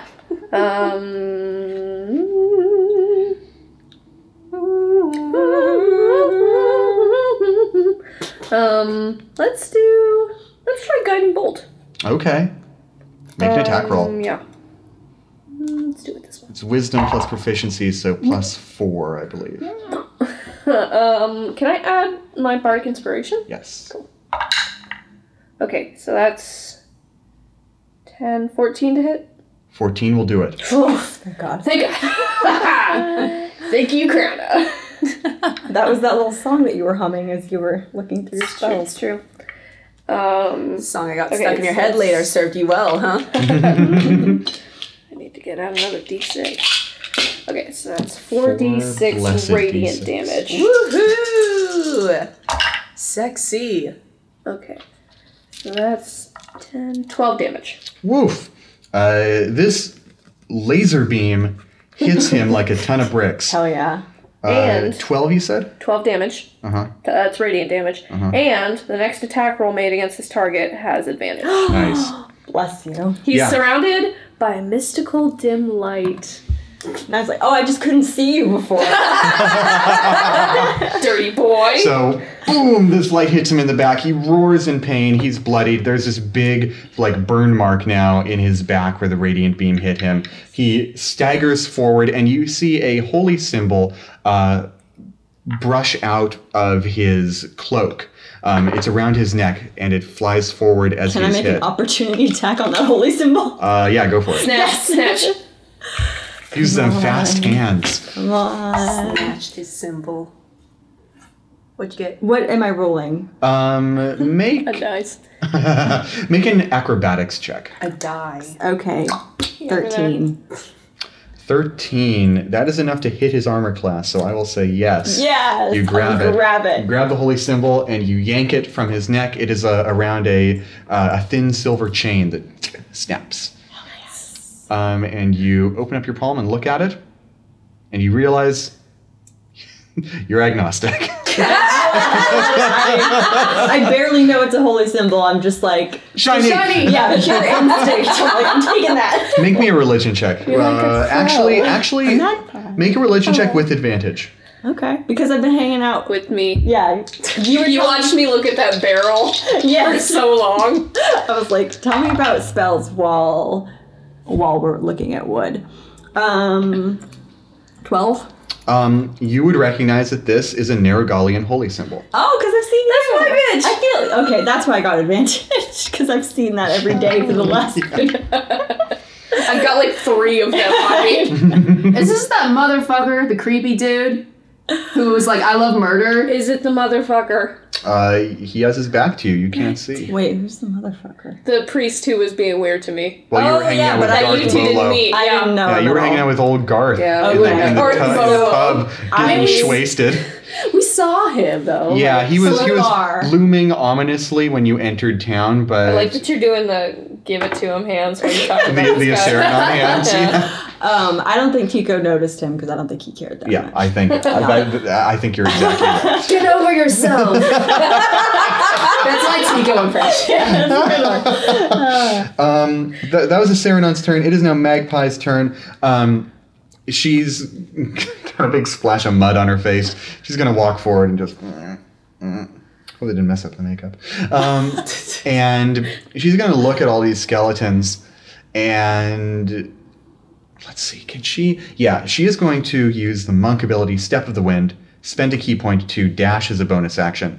And she's going to rush up right in one of these skeletons' faces and try and give it an uppercut right underneath its jaw. I hope she pops his head right off. That'd be so fun. Damn, I hope so too. Knock his jaw But with a 3 on the die, that's not going to do. Could she that's not roll? gonna do Could she have shit. advantage because she's so cool? I wish I could show favoritism like that. No. If I did that, I'd be giving you guys advantage all the damn time. I have inspiration, by They're the so way. cool. Yeah, we're Yeah, so 'cause cool. you're so cool. I have inspiration. I forgot. Oh, okay. Oh, Money, please. So I actually don't know where they are. That dice bag is like in limbo somewhere. All right. May ate them. Yeah. I'll just remember that. Okay. Just Jenna will mark it on remember your this. sheet. I have it marked. Okay. But it's Okay. over there, and I'm not looking Cool. at it. So we're back at Tico. Crown is on deck. Okay. Okay. So I guess I'm gonna. So the poison from the dagger is still on the dagger, right? Because I haven't hit Yeah, him it with hasn't been since. wasted. All right. I'm gonna try to hit him again, but I'm gonna use a bonus action after that. So. So first roll with advantage because of Guiding Bolt. Oh, right. Thanks. Okay. Thank you. Jenna's guiding die. Those are cool ass dice. Oh, they're the Howlite dice. Mine's not. Oh, they work for me. Suck slightly less than yours. No, it's not going to do anything. Womp womp. Your next attack is not made with advantage, unfortunately. Okay, but I'm not attacking next. Next, Oh. I'm going to disengage. Okay. Well, actually, I'm going to use my bonus action to dash away from him with his holy symbol. Okay. I'm I'm gonna parse the actions of that as you use the disengage bonus action to get Okay. away without provoking an opportunity attack, and then you Okay, use yeah. your movement to just. Okay, yeah. So Cool. I'm So gonna where just, are you going? I'm Come to going me. to. Yeah, I'm going to jump back down the cliff. Cool. All right. You climb down the cliff. How tall is the cliff? It's 15 feet tall. I Yeah. just jump. Okay. Parkour. Parkour. Knees. No, you gotta do like a tuck roll. when you're Yeah, down yeah. Make an I acrobatics do a check for very me. cool roll. there. What the hell? Do you? So you, fully prepared to do a very cool roll, just kind of belly flop on the rock. Oh. You know what? It's fine. And you're going to take 3 damage. Okay. It would have been so cool. It would have been so cool. It's just gravity's different on this plane. You just sort of look up and wail, "Why did I forget parkour?" Oh, I miss parkour. I'm not as buff as I used to be. Very good, or very bad. No. It is Crona's turn with Valorith on deck. So the guiding bolt's all used up on that motherfucker. Yeah. Okay. Alright. It's okay. We still love you. I'm gonna go hit that skeleton I hit before. Hit. Very good. Yeah. Schmack him. I'm gonna use Valorith's longsword actually. And gonna roll my die. Oh, let's roll this fun one. Okay. I've never heard you make that noise before. Yeah, that was so exciting. 13. Against the skeleton, Yeah. that is an exact hit. Oh, good. Okay. I think that was the most scared I've ever seen. I'm gonna, Which one are you gonna use? +7 slashing. It's 11 damage. Okay. And it's magical damage, although I guess it don't matter. And it's slashing damage. Cool. It hurts him very bad and he explodes, yes? Sorry, which one were you going? Okay. It slashes through him, and this skeleton, both of these skeletons are looking real rough right now, but they are still standing. Oh, my God. Okay. Can I use a flourish? Yeah. Okay, I'm gonna use a slashing flourish, because that's what I did. To deal extra damage equal to the number you roll on the die to the target you hit. So you roll a bardic inspiration die, yeah? Yeah, and to any other creature within 5 feet of The other skeleton. Yeah. So I'm gonna. Oh, they're so close to each other. Yeah. They're buddies. friends. They're best friends and we're gonna kill them. Ah, boo. Okay, 2 damage. All right. Pew. Pew. It's fine. You're doing great. The skeleton that you kind of caught on the swing is looking really wounded. Okay. That is the one that Aceranon channeled magic around. It's Valorith's turn. She's going to go after the one the Crown is going after. Yeah, she's just going to punt this guy with a mace. That's a pretty good hit, and she's going to Divine Smite. Using those paladin chops with a mace. And with a burst of golden light, that skeleton explodes into bone shards as Valorith brings her mace down upon it. Stylish. I like that. And she is going to wordlessly turn to the other one and just sort of put up her shield in defensive stance. Which brings us to your enemy, the man. The Big Lebowski. Isn't the man all of our enemy? Yeah, heck yeah. And this guy is going to pull his hood up and turn around to face all of you. And he's going to mutter an incantation again and make the action of drawing a blade from his hip. And as he does so, this blade manifests in the air. How does he do it without his... Holy symbol. Oh! It's mine now. Wait a second. Hold on. Tico's a magic boy now. I need to do some very quick check-ins. So he can do it without his holy symbol because it only requires verbal incantation and a somatic body gesture. Okay. Bastard. So he does so, and Saranon, you would actually know this because he produces a spiritual weapon in front of him. And this weapon looks remarkably like yours. It is a big greatsword with shadowy flame around it. That's mine. Nerugal just gives everyone the same weapon. Well, it's a little bit different from yours. Yours is like, it's like a Zweihander, right? Yeah. This one is like, it has kind of a curve to it, like it's a large scimitar. Okay. And he... It's because he's not on the straight and narrow. What? Boo. He's a villain, get it? That's a god joke right there. Thank you. And he manipulates it in the air, and he looks right at Tico, who is escaping him. And Tico's on the face down on the ground. Can you see him over the cliff? And he directs the weapon right at you. This sword screams through the air and does a little spin and tries to bring itself down right on top of you. Yikes. And yeah, with a 21 to hit, that is a hit. Oh, absolutely. It's a screaming cowboy. Nice knowing you. Yeah, I'm super dead. You're going to take 5 force damage. Holy crap! Wow. Shut up! That's the sound of 5 force damage. 8 psychic damage. Thank you for the... You're welcome for the Foley work. I'm gonna eat this. You take 5 force damage. Only 5, okay. Yeah. That's not bad. And because that was his bonus action, he is going to step forward and cast Sacred Flame on Krauna. So I'd like you to make a dexterity save, please.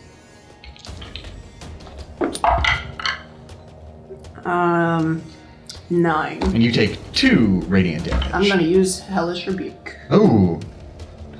He's gonna take something once I figure out what damage Hellish Rebuke does. Yeah. So 14 damage. Wow. Damn. It's 2d10, right? Yeah, it's 2d10. Okay, yeah. All right. You're rolling so much better than me. Yeah, so you... It's her magical cheating dice. These dice have all been rolling so low, like below 10. All right. I've not rolled a single time above 10 with these dice this session. So you hellish rebuke him as he strikes you with Sacred Flame, and this fire blasts right in front of him, and he staggers backwards. His hood falls down, and yes, Saranon, this is Father Vril Reskus. Do I recognize him? Yes, the Nerugalian priest of Ash Hill. Bastard. Hello? I see our favorite death-obsessed friend is here. So, if you love death so bad, then you can eat it and burn in heaven. Eat death? Oh. What was that? And then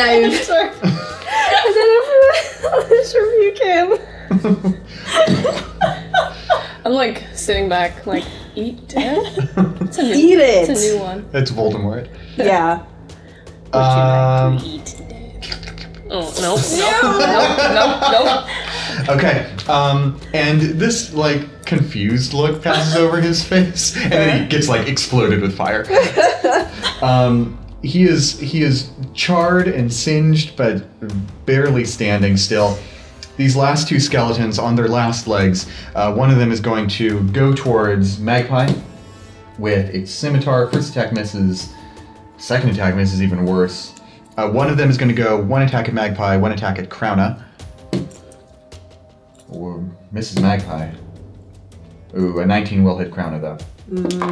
Just for you. And you're going to take 8 slashing damage. And Reskus held on to concentration when you rebuked him. So, Saranon, you are up. You can see your fellow priest of Nerugal. should have known. I should have known. Okay. So, I have a question about spiritual weapon. If I get mine out, can they fight each other? Because I think that'd be dick fun. measuring contest. Pokemon battle music. This is Nerugal punching himself in the face. Stop hitting yourself. That's an interesting idea. Do you like want to fight the weapon? No, I'm just interested in it. Like, if I get him out, could he block my attack with his... Probably not, because So that it's- weapon is super way down fighting Tico right now. Okay. Fighting. I'm face down in the dirt. The usual state of affairs. Poor Tico. Please let them have a spiritual weapon. Honestly, I do want this to happen. Yeah, I'm down. So, I like the idea that Do you wanna, Sarah like- is just like kind of curious about what would happen. Do you want to like interpose it as it tries to get Tico? It already yeah. got Tico. Did Well, it get it's going to try and get you again. Yeah, I do like that imagery. So yeah, I'm gonna bonus action cast spiritual weapon, Shing. and then I'm gonna send it out towards Tico. Yeah. Kind of like try to get it wedged in there. And stab him. Yeah. If I miss real bad. So your spiritual weapon, Can I? On my way over, can I slice through one of the skeletons? yeah. Yeah, Yeah, go for it. okay. Okay. That should be Sarah's new voice. Okay, so I got Nerugal, and I got all these Jesus crackers, and I guess Jesus was a wrestler? Spiritual weapon me right in the eye. Come back. Okay, so what's my spiritual weapon? It's plus... It's +4. Okay, 19. Yeah, that hits a skeleton. Cool. And then it's 1d8 plus my spellcasting modifier, which is 4. No, 2. It's 2. Yep. That's 6 damage. And your spiritual weapon cleaves straight through the skeleton. It severs its spinal cord and it explodes in a gout of purple flame. Nice. And then your spiritual nice weapon fireworks. boomerangs back around and interposes itself right between Tico and Reskus's flaming blade. I want there to be like a nice... As they like hit against each other. So. Spiritual weapons. Yeah, okay, well they're both spiritual, so that means they're both in the spiritual plane, and so they can fight each other. Did it make a noise? Thank you for explaining. It's fighting time. So yeah, your straight Zweihander blade clashes against the curved scimitar blade, and there is a ringing, like a church bell pealing out between the two of them. Not like me hitting my earring. Yeah, no, not like you hitting your earring with a ballpoint pen. Okay, it is Magpie's turn. She sees that the skeleton went down, and she says, "Good," and she spits on it. Nice. That's our girl. Free action. Yeah. And she looks around, and who's right next to her? There's Valorith, Crown is there. One more skeleton, right? No. Oh, that one died too. Yeah, Cool. so I accidentally made one more attack than I should have because Valorith crunched him, but it didn't matter. He missed anyway. Yeah. So Magpie's going to look over at you and say, "You look kind of beaten up. You okay?" I feel like I've been punched about 20 times. Magpie's going to say, "I learned this one from my dad right before we left." Let me punch you one more time. And she's going to rub her hands together, and she is going to make an action that looks kind of like she's about to punch you. But... Don't flinch. It's okay, you can take about 11 more punches, I think. We can all take about 11 more punches. Not me. We all have the same hit count. But she's actually, yeah, because you've got a D8 in the same con, apparently. But she's, instead, she's going to have one hand open like this and strike her palm here, and a wave of light blue energy is going to pass over you. And you heal 5 hit points. Yay. Thank you, Magpie. How was it? That was a new trick. It was wonderful. You did splendidly. Okay. I feel like that's how aromatherapy works. Except for it doesn't heal you anything. Magic aromatherapy, however. All right, Tico, it's your turn. You're on the ground. There are these two big swords striking each other above you. All right. And one very injured old man on top of a cliff. That's what I like to hear.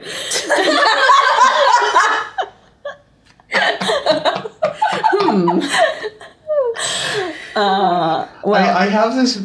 Don't let me influence what you're about to do, but I have this very strong, potent mental image of Tico creating a lasso and just getting the guy and pulling him off the you have cliff. much more faith than I do in Tico's Pull him straight onto my spiritual weapon. Oh, That'd be tight as fuck. Tico, unfortunately, is a city boy and has never seen a lasso in his life. fair. He's gonna invent it and call it something What else. if I put a circle in a rope and threw it? You've got a throwing knife, though. I You even do throw have your a poison throwing knife. But I am prone, am I not? You can stand up, though. It takes half of your movement to stand up. Oh, You're gonna have to shimmy out from under the knives. I know. I'm just like army The crawl. sky knives. I guess I will try to throw it.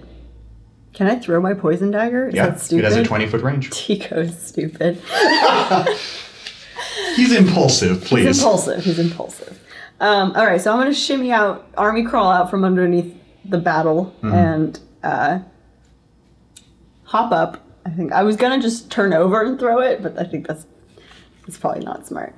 Hop up and try to throw that knife, Yeah. that dagger. Make an attack roll. Okay. Same as usual. That one's been rolling, okay. Okay. I want Tico to be badass.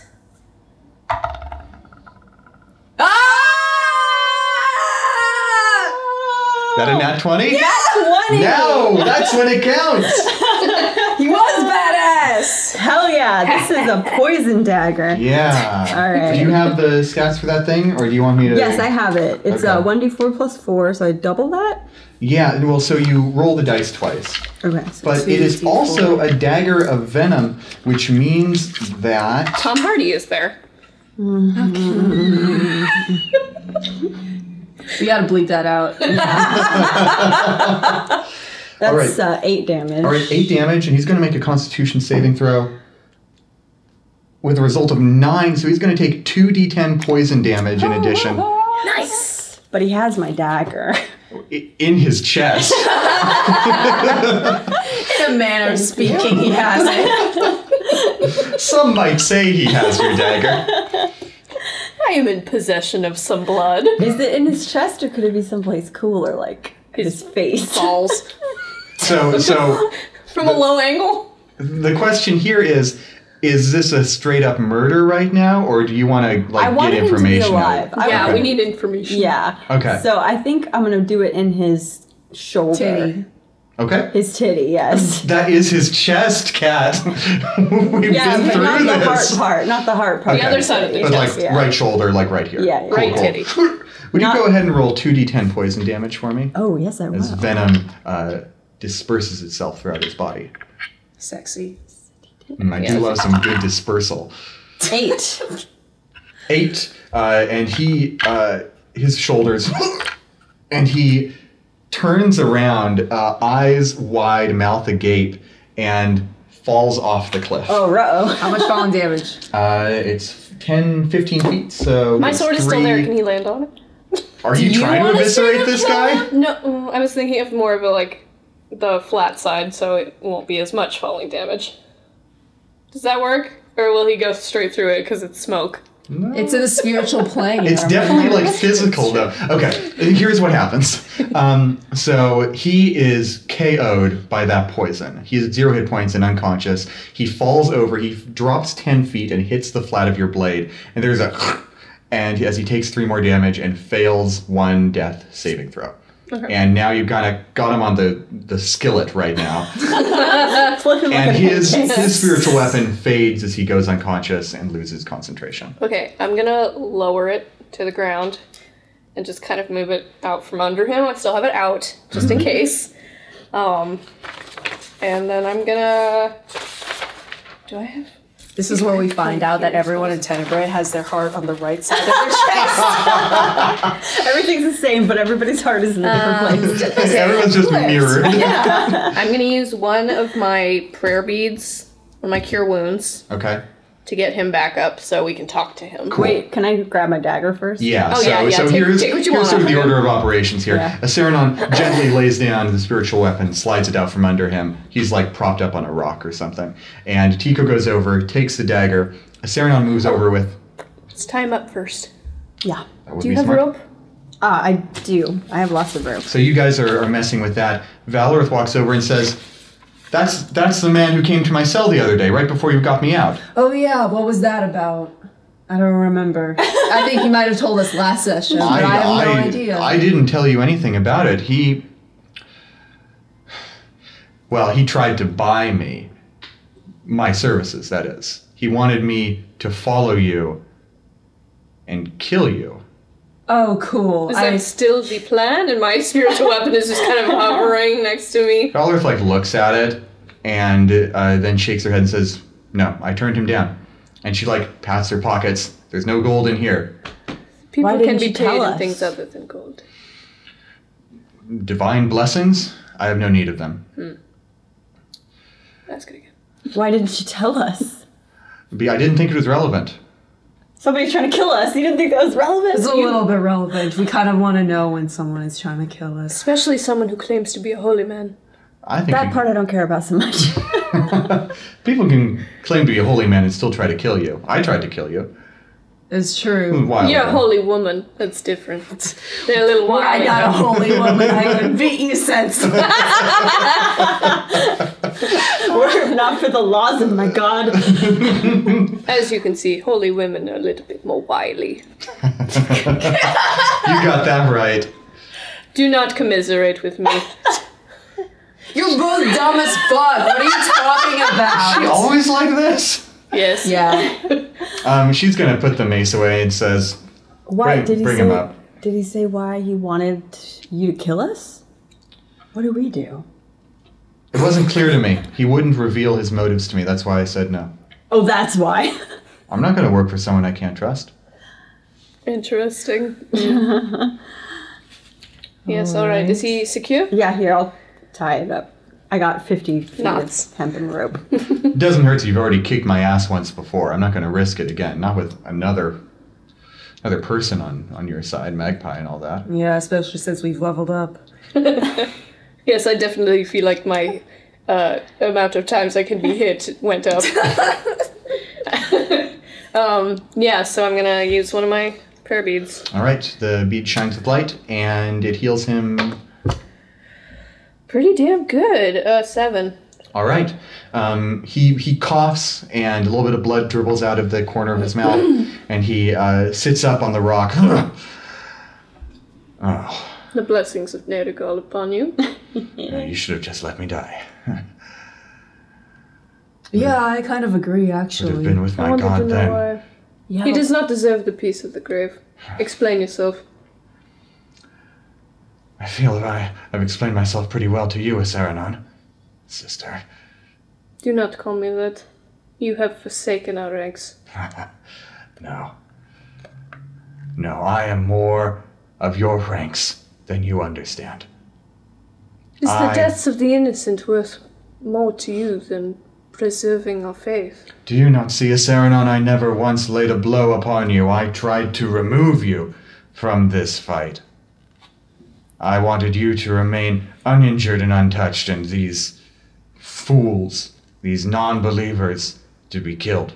Please, Unfortunately, I am also one of these fools, so we kind of move as a pack. Also, please, we're entertainers. That's true. It's a better word for it. She's very touchy about it, but she is very good at what she does, so... I see.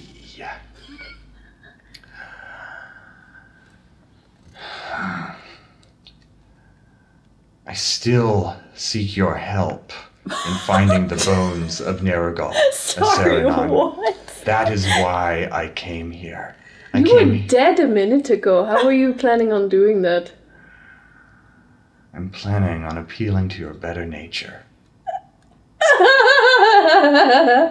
Oh. I rubbed off on her. Good. Laugh a little more. I love that. That's so musical. Oh my goodness. Oh, You come to boy. me, you attack my friends, and you expect me to find my holy god with a degenerate.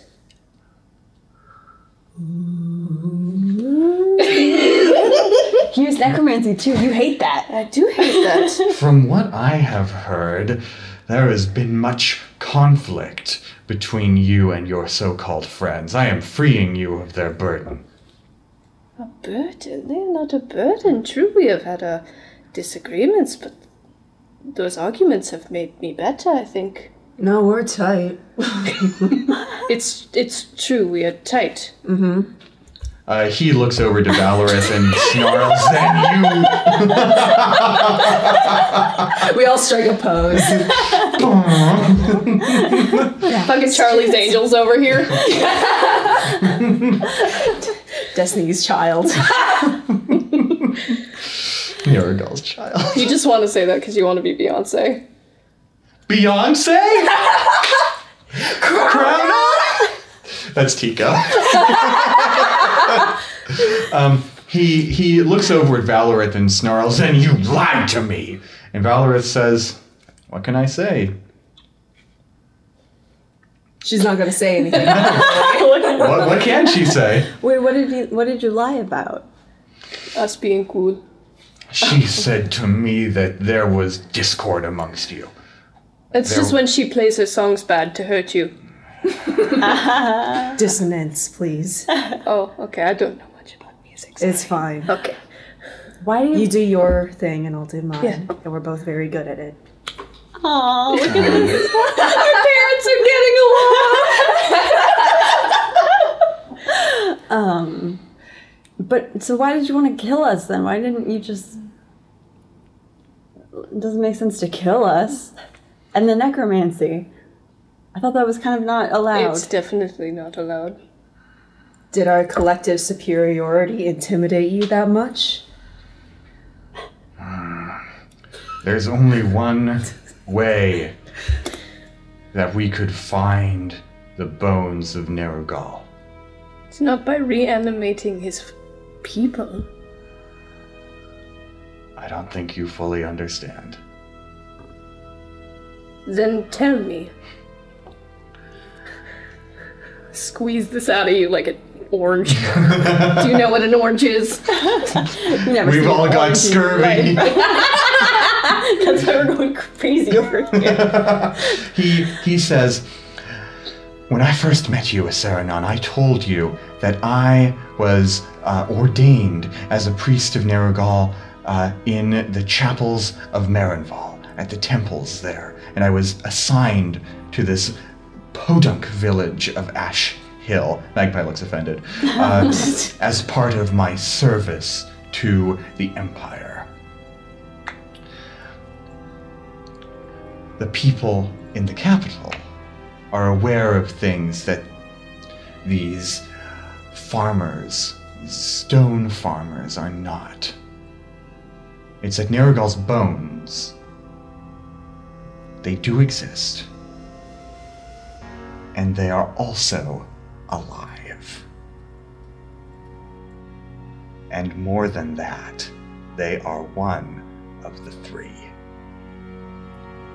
Of the three dead gods.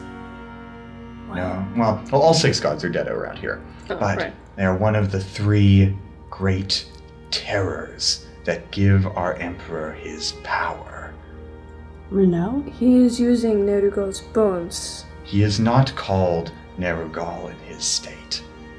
Nerugal the Dreamer, the lord of the lands of the dead, does not exist. The only being that exists now is Orcus, the demon prince of undeath. Oh, okay. I heard about him.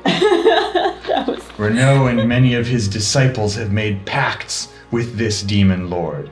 Renault has made a pact with Orcus, as he has done with the Great Red Sun and with the Eternal Storm. Wait, the sun is a god? Yes. Is that what happened to Ego? S the one in the tower? No, Astera. not Astera. Astera, yes.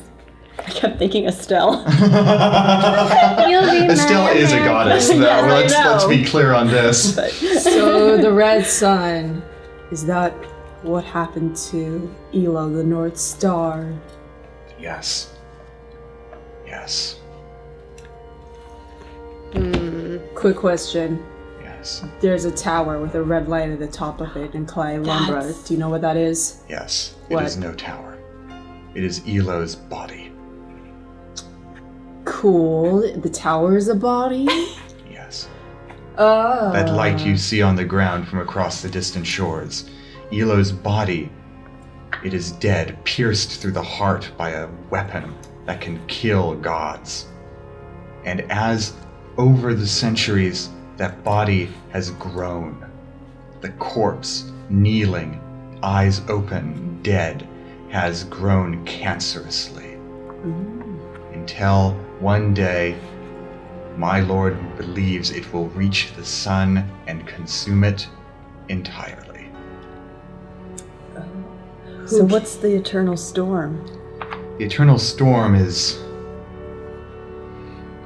The eternal storm is...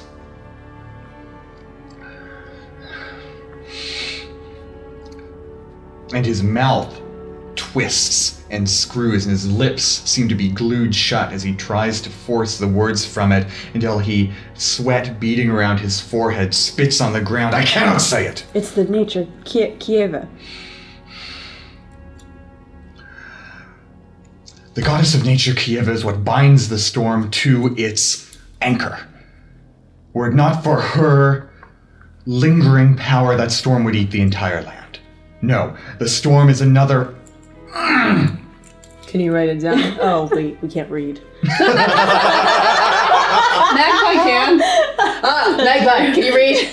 Yeah, I can read. Can you write it down? Yeah, he stares at you and he fumbles for a pen and ink and a piece of tanned vellum, and he takes his trembling hand and he puts quill to paper, and as he begins to scribe a character, you hear a and his hand snaps. The wrist turns completely around and his hand is broken, and he shouts out in pain. Ah!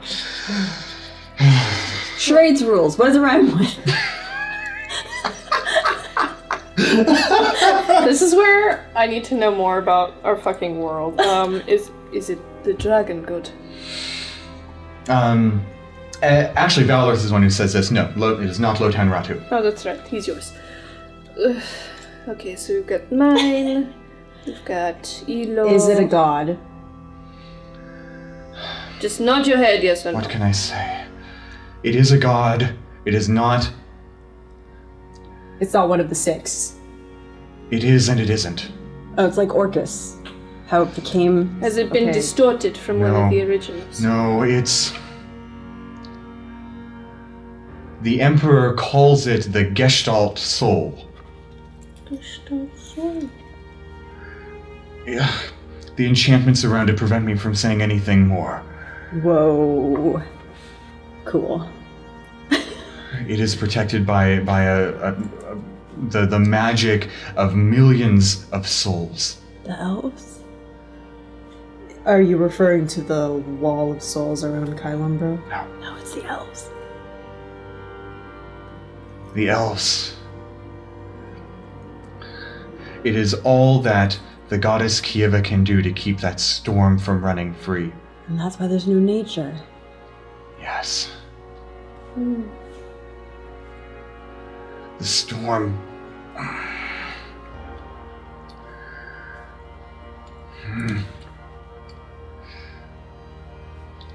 The storm was born of the empty tower of Marinval. And as he says that, his neck is turned completely around, and he falls down on the ground.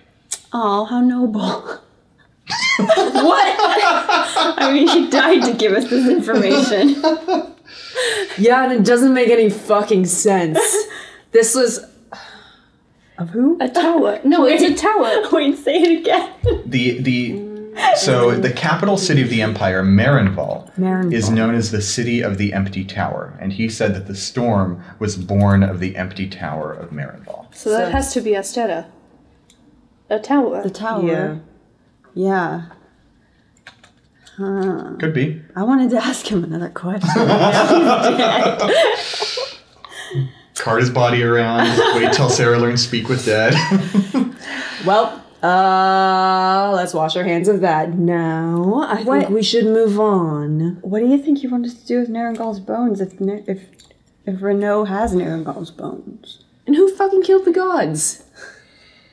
I get this sense that he wanted the power of the dead for himself. If he had the bones of Orcus, he could control Orcus. And anyone who has bound themselves to Orcus would then be in his power. Oh. And that includes the Emperor. Alright. Wink. I think I got it. Okay. That's the most cognizant I've been in so long. The fog has parted. You can see through the storm. Her third eye is open. What you have before you is Vril Reskus, former priest of Nerugal, head turned around, dead in the dirt. I search his body. You look over his body. So you've got his holy symbol. I've got. Oh yeah, I'm gonna give it to you. Yeah, thank you. Go ahead and roll me an investigation check, please. Okay. 9. 9. So he has some money on him for one thing. Okay. He has rolling in it now. he has 20 gold pieces. Okay, 5 for each of us. Yeah. 5 for Magpie. I love that we're not giving Valorith any money. No way. Olive is just like, I don't give a shit anymore. We pay you in crackers. And then not killing you. True.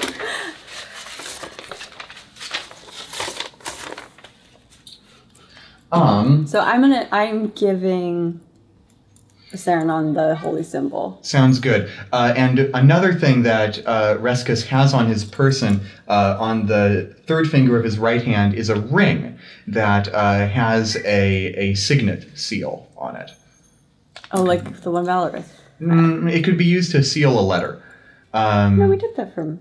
Do I recognize the symbol on it? Or Yeah, we definitely took a signet ring from Valorith. Yeah, Valorith's has that same icon of Ruby Irie on it. Mm-hmm. Reskus's has the symbol of... Let me see if I can draw it for you. It's pretty simple, actually. It is a circle with 2 parallel lines in the center, and that's it. Okay. Horizontal and diagonal. It is like a single tower.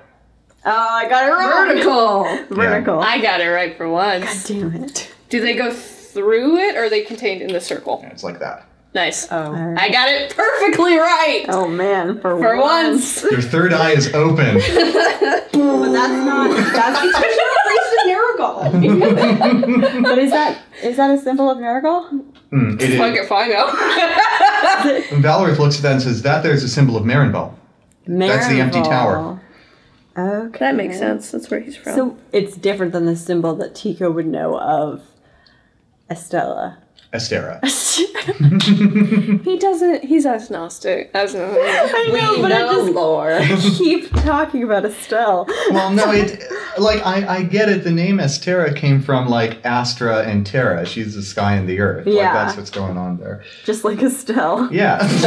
Like Estelle. She's also a wrestler. She's the sky and the earth. Estelle's also a wrestler. I'm good personal friends with Estelle. You know Estelle? This is the real power fantasy right here. All right, those are the things you find on Reskus's body. All right, chop chop.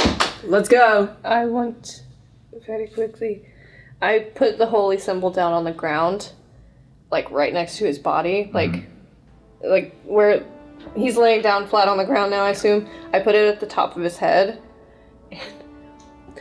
With my spiritual weapon, I just cleave it in half. Whoa. Him and the body. Whoa! Yeah, so it goes right through the holy symbol. Do you cleave him vertically? Yeah. Yeah, and then my right through God. him. Tico's just gonna throw up real quick. That's awful.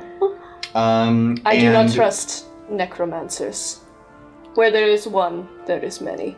Oh, yikes. I would not let his body be reanimated. And They're so like his... cockroaches. Got a little splashback though. We could have warned us. And so his body is in 2. Do you want to burn it? Yeah. I mean, yeah, why not? Body's kind of wet. It'll be hard to burn. Oh, this Body's is magic kind of fire. wet. I hate that sentence. And also, you're gonna throw up all this flame in the middle of the forest and let everyone know exactly where we are. It's not a forest. It's like a rocky hillscape. Yeah, there's no trees. Oh, I guess Trust me, Yes, if there were trees, you would be hearing about it from me. Yeah, I'm gonna do produce flame and just Cool. light him up. Say that one more sound time. bad. Say that one more time for me, please. Yeah, so I'm gonna do produce flame and just light him up. Cool. And yep, his body begins slowly burning away to ash. Smells terrible. Oh yeah, just awful. I mean, you don't have to stay there the whole time. You can probably hop No, in. the second I light that shit up, I just walk away.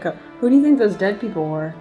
It is of no importance, but we might check the wagon just to make sure. Yeah, I want to look at the wagon. It of was the for dead sure a people. trap, but we might as well But check they it were for real dead valuables. people. Yeah, At one point. you look through the wagon. There is a small box, an unmarked box, and you open it and you see empty cloth.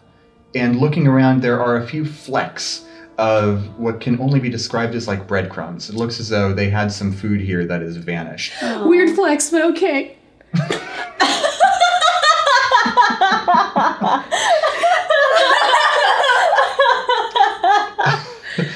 In You 2 months, sounded so mad at yourself for saying that. That's the best part. I couldn't continue. I was like, don't. in 2 months, no one will know this meme, and this will make no sense. Holy shit. That was really good, That though. was very I'm good. very happy with that. At least you get inspiration for that.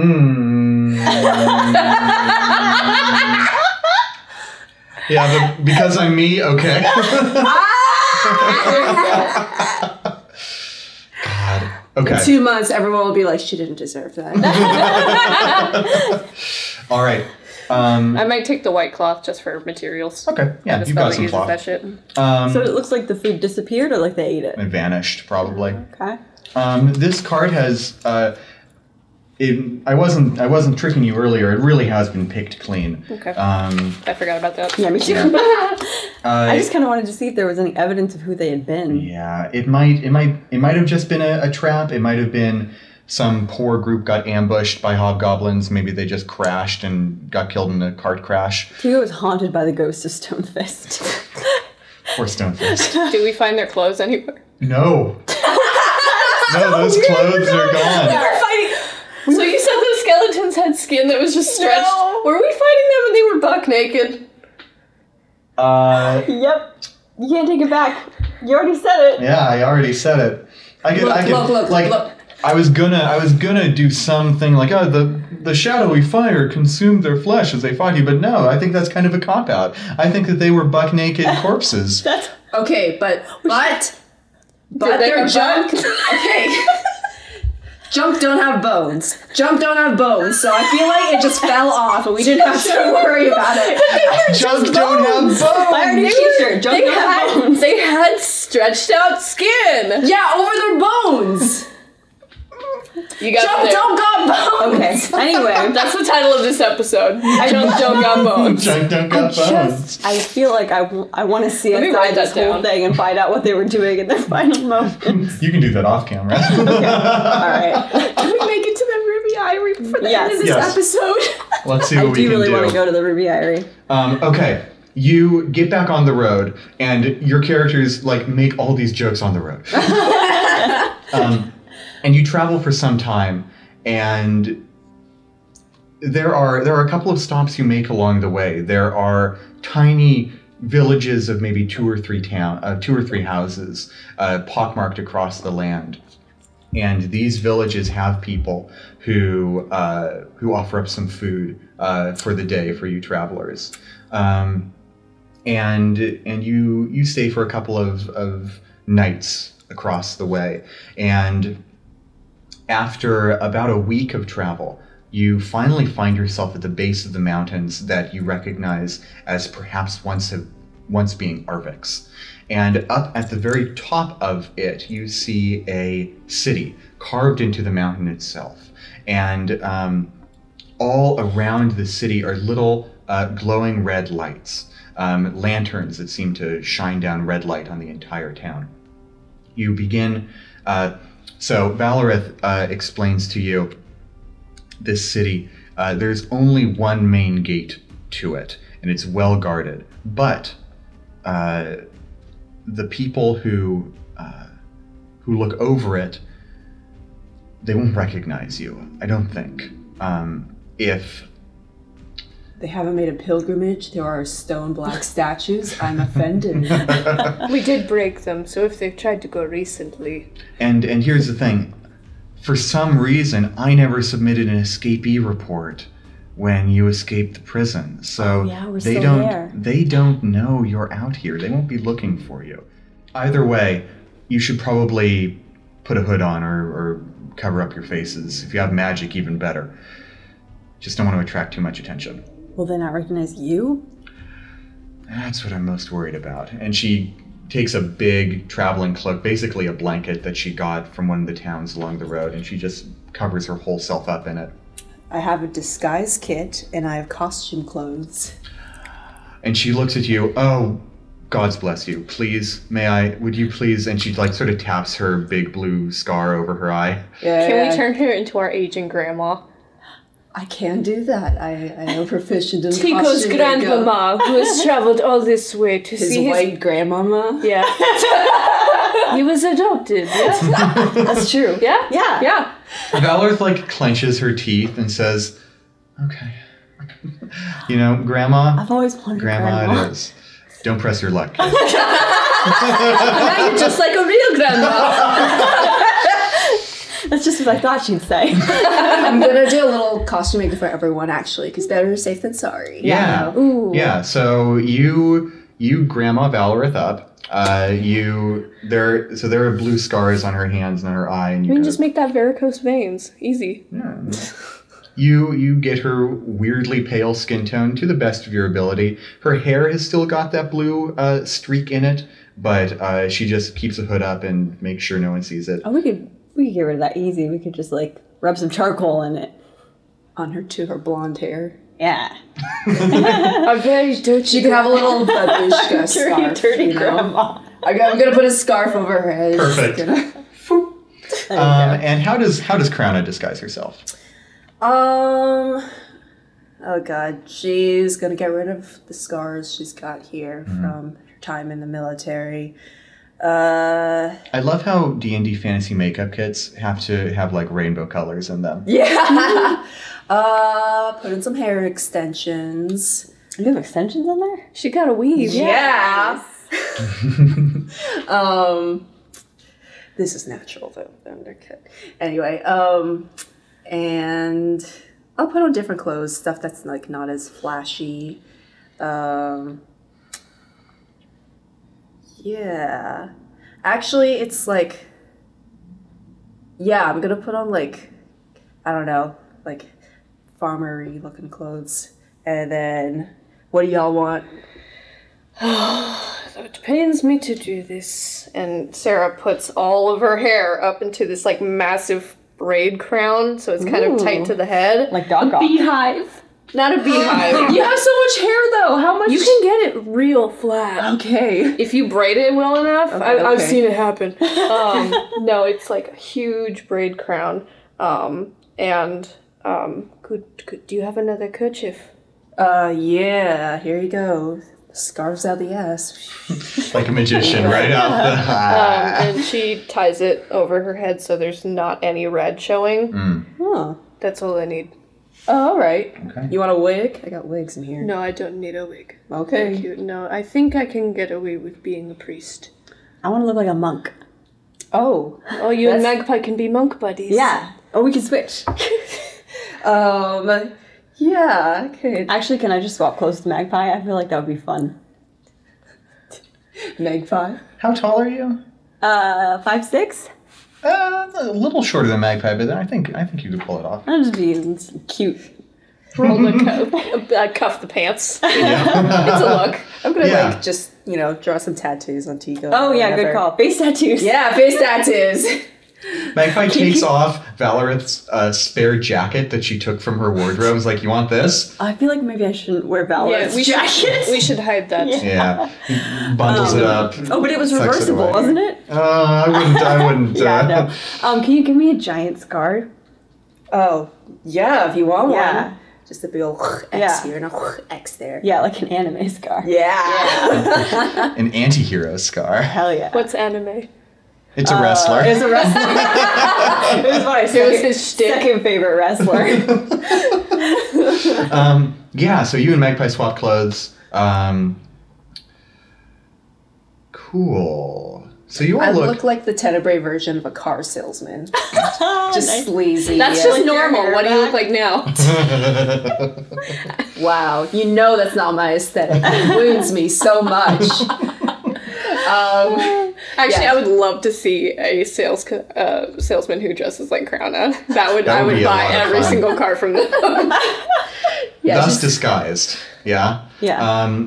Actually, you've got a wig, Magpie says? Oh, yeah. I'm not really worried too much, but something might help. Here's- What is this wig? It's... let's see. I don't know. It's just a normal weave. Guy Fear. Normal weave. It's straight hair, I guess. Cool. Kind of a bob. Well, it's not a weave because Oh, right. Magpie Because it's doesn't not have a any hair. That's true. Yeah. Okay, so no weave. It's probably one of those like costume store like bobs that you get. Oh, yeah, sure. One like of those aliens. things. Like straight black hair. Yeah, it's like, basically. well, I don't have anything to attach this to, so you could just take this. I'm sorry, it's kind of cheap, but... Okay, she does her best. It's like a little lopsided at first. Tug. Okay. It's the one that has like straight bangs, so you can hide everything. Yeah. I hate those wigs. There's some real fear in those eyes. It's the wig Denai Guerrera's character has in Black Panther in that one scene. she also hates it. Yeah. I can visualize it in my mind's eye. I can see the little pop-up now. All right. So we're gonna head towards the gates. Yeah, so you've got your cart, you head towards the gates, and there are two people looking over the gates. They are Dragonborn, and they're in full plate armor, but these Dragonborn have a weird, something strange about them, and it takes you a moment to figure out what it is. These Dragonborn, their scales, the first thing is that they are crimson red, but the second thing is that their scales are not metallic and shiny like they are in your world. Their scales seem to be made of gemstones. Ooh, pretty. Yeah, so That's their scales seem to be made of literal shards of rubies. And they gaze down upon you with these glassy, irisless eyes. And they say, in unison, "How many to enter, Ruby Irie?" Hey, this is, Yes. Josiah Johnson. Nice to meet you. They're like 20 feet above you on a battlement. You're not gonna come down? All right. Well, this is me and my a merry crew. Just the five of us, you know. Here, 1, 2, 3, 4. Yeah. Yeah. we're just here in town for some business. Fowler's just keeping her head down. Magpie is looking up and just nodding in agreement. And they look impassively at you and say, "Cause no trouble within Ruby Irie." And they click their spears against the ground and the gates. Good job. Open. No, sir, absolutely not.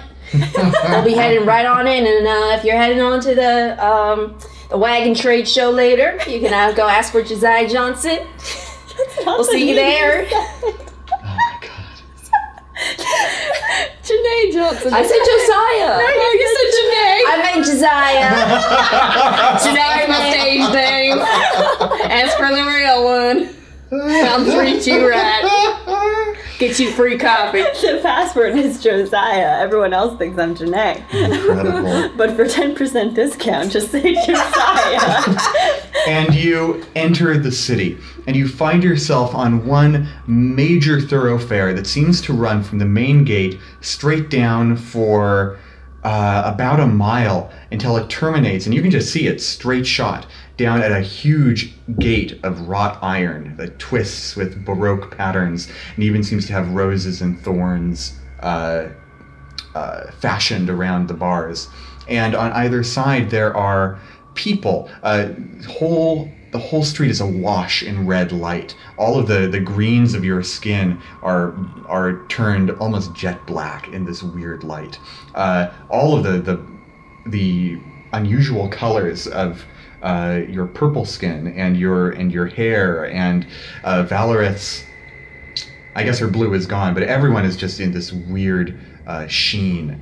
And as you walk through, there are people here. They're walking around. Some of them seem to be, they seem to have their wits about them, but many of them have that glassy-eyed look that those Dragonborn watching the gates had. They walk as if a will not their own is propelling them forward. No.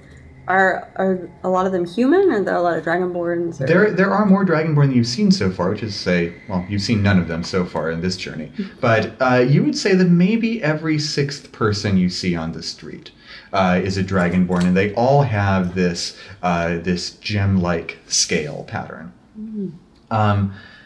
There are some of the people who have clear eyes will look at you, and they'll look at you only for a moment, and their eyes will dart back down to the ground, and they will try to pretend they never saw you, and they keep moving about their business. Yeah. Can I do an insight check on sort of the glassy-eyed people? Like, is the influence of them magical, or just they just drone? Absolutely. Worn down. Or the drugs. That's a nat 20. Whoa. So you try and brush up right against one of these people without bothering them. You get really close and you just glance into their eyes. And their eyes are not literally irisless, but it is as if their entire eyes have been covered by a ruby film. Yikes. And even as close as you are, this person seems to pay you no notice. If you don't physically impede them, this person, looks like a female half-elf dressed in really a resplendent clothing, big floofy cravat, fine tailored jacket, a rapier at her hip, and long tails on the coat, is just moving. And all of these people seem to be winding their way in and around the city, but many of them are just going straight down the thoroughfare towards the gate. The ones who are going for the gate, are they walking in step? Yes, they are. Interesting. We're going to have to watch out for these people. For some of these people, they seem like they're under some kind of thrall. It may be that Lady Carnelian is controlling them. Do you see how they are walking all at the same time? Yeah, it's really creepy. They are definitely under the influence of something, and I would bet my money on Lady Carnelian. Yeah, so we might not want to make any trouble out here, because otherwise these people can turn on us. Let's find somewhere to lay low. And Valorith gets in really close with you and says, and if they find that you're here to make trouble, so you'll become one of them right quick. How do that work? How do that work? Avoid Lady Carnelian's gaze. Oh, it's like a Medusa thing. I love it. So you are here in the center of Ruby Eyrie, surrounded by people who either are too afraid to meet your gaze or who are so enthralled that they cannot notice you. And you move, are you headed towards that gate in the palace beyond it? Are you headed down a side street? Where are you going right now? Let's do a side street. Yeah, Valorith, do you know anywhere we could lay low? Valorith nods. She says, I have some friends who are still in the city. Hopefully they have not made enemies of her ladyship.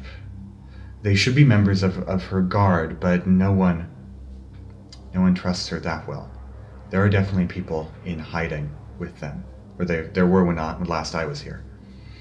I'll take them to you now. Sounds good. Do we trust her? We kind of have to. Yeah, she knows more about the city than we do. Valorith looks tremendously shaken the entire time she's here. She's not trembling, but her hands are clenched and sweat beads upon her forehead. Come on, eyes forward. We can All right. do it. She nods. And she looks down, only looking up to catch the next step in front of her. And she takes you down one side street from this main thoroughfare into a fairly unassuming alley. This whole city looks kind of the same to you, with this weird red glow all upon it. And the buildings are so tall. Each one of them, even these rows of apartments, seem to be easily 10 stories tall, creating a labyrinth of buildings that the sun cannot shine through. And Valorith winds through these for a ways. And she takes you down an alley towards a door. And upon this door is plastered the image of a very regal-looking tiefling with blank white skin and a magnificent mane of onyx black hair. And it's an almost lifelike image. These posters seem to be plastered all around, and there is text that you cannot read at the bottom. And Valorith is going to knock once on the door, and then knock 3 more times in quick succession, and then wait. And the door opens. And that's where we're going to end for today. Good game, everyone! Yeah, You're in the lion's den! That wasn't Sedge, was it? I forget what he looks like. No, Sedge doesn't look like that. Okay. No. Alright, that's our game for this week. We'll see you next time. Oh my god, I can't wait. See you later. Bye.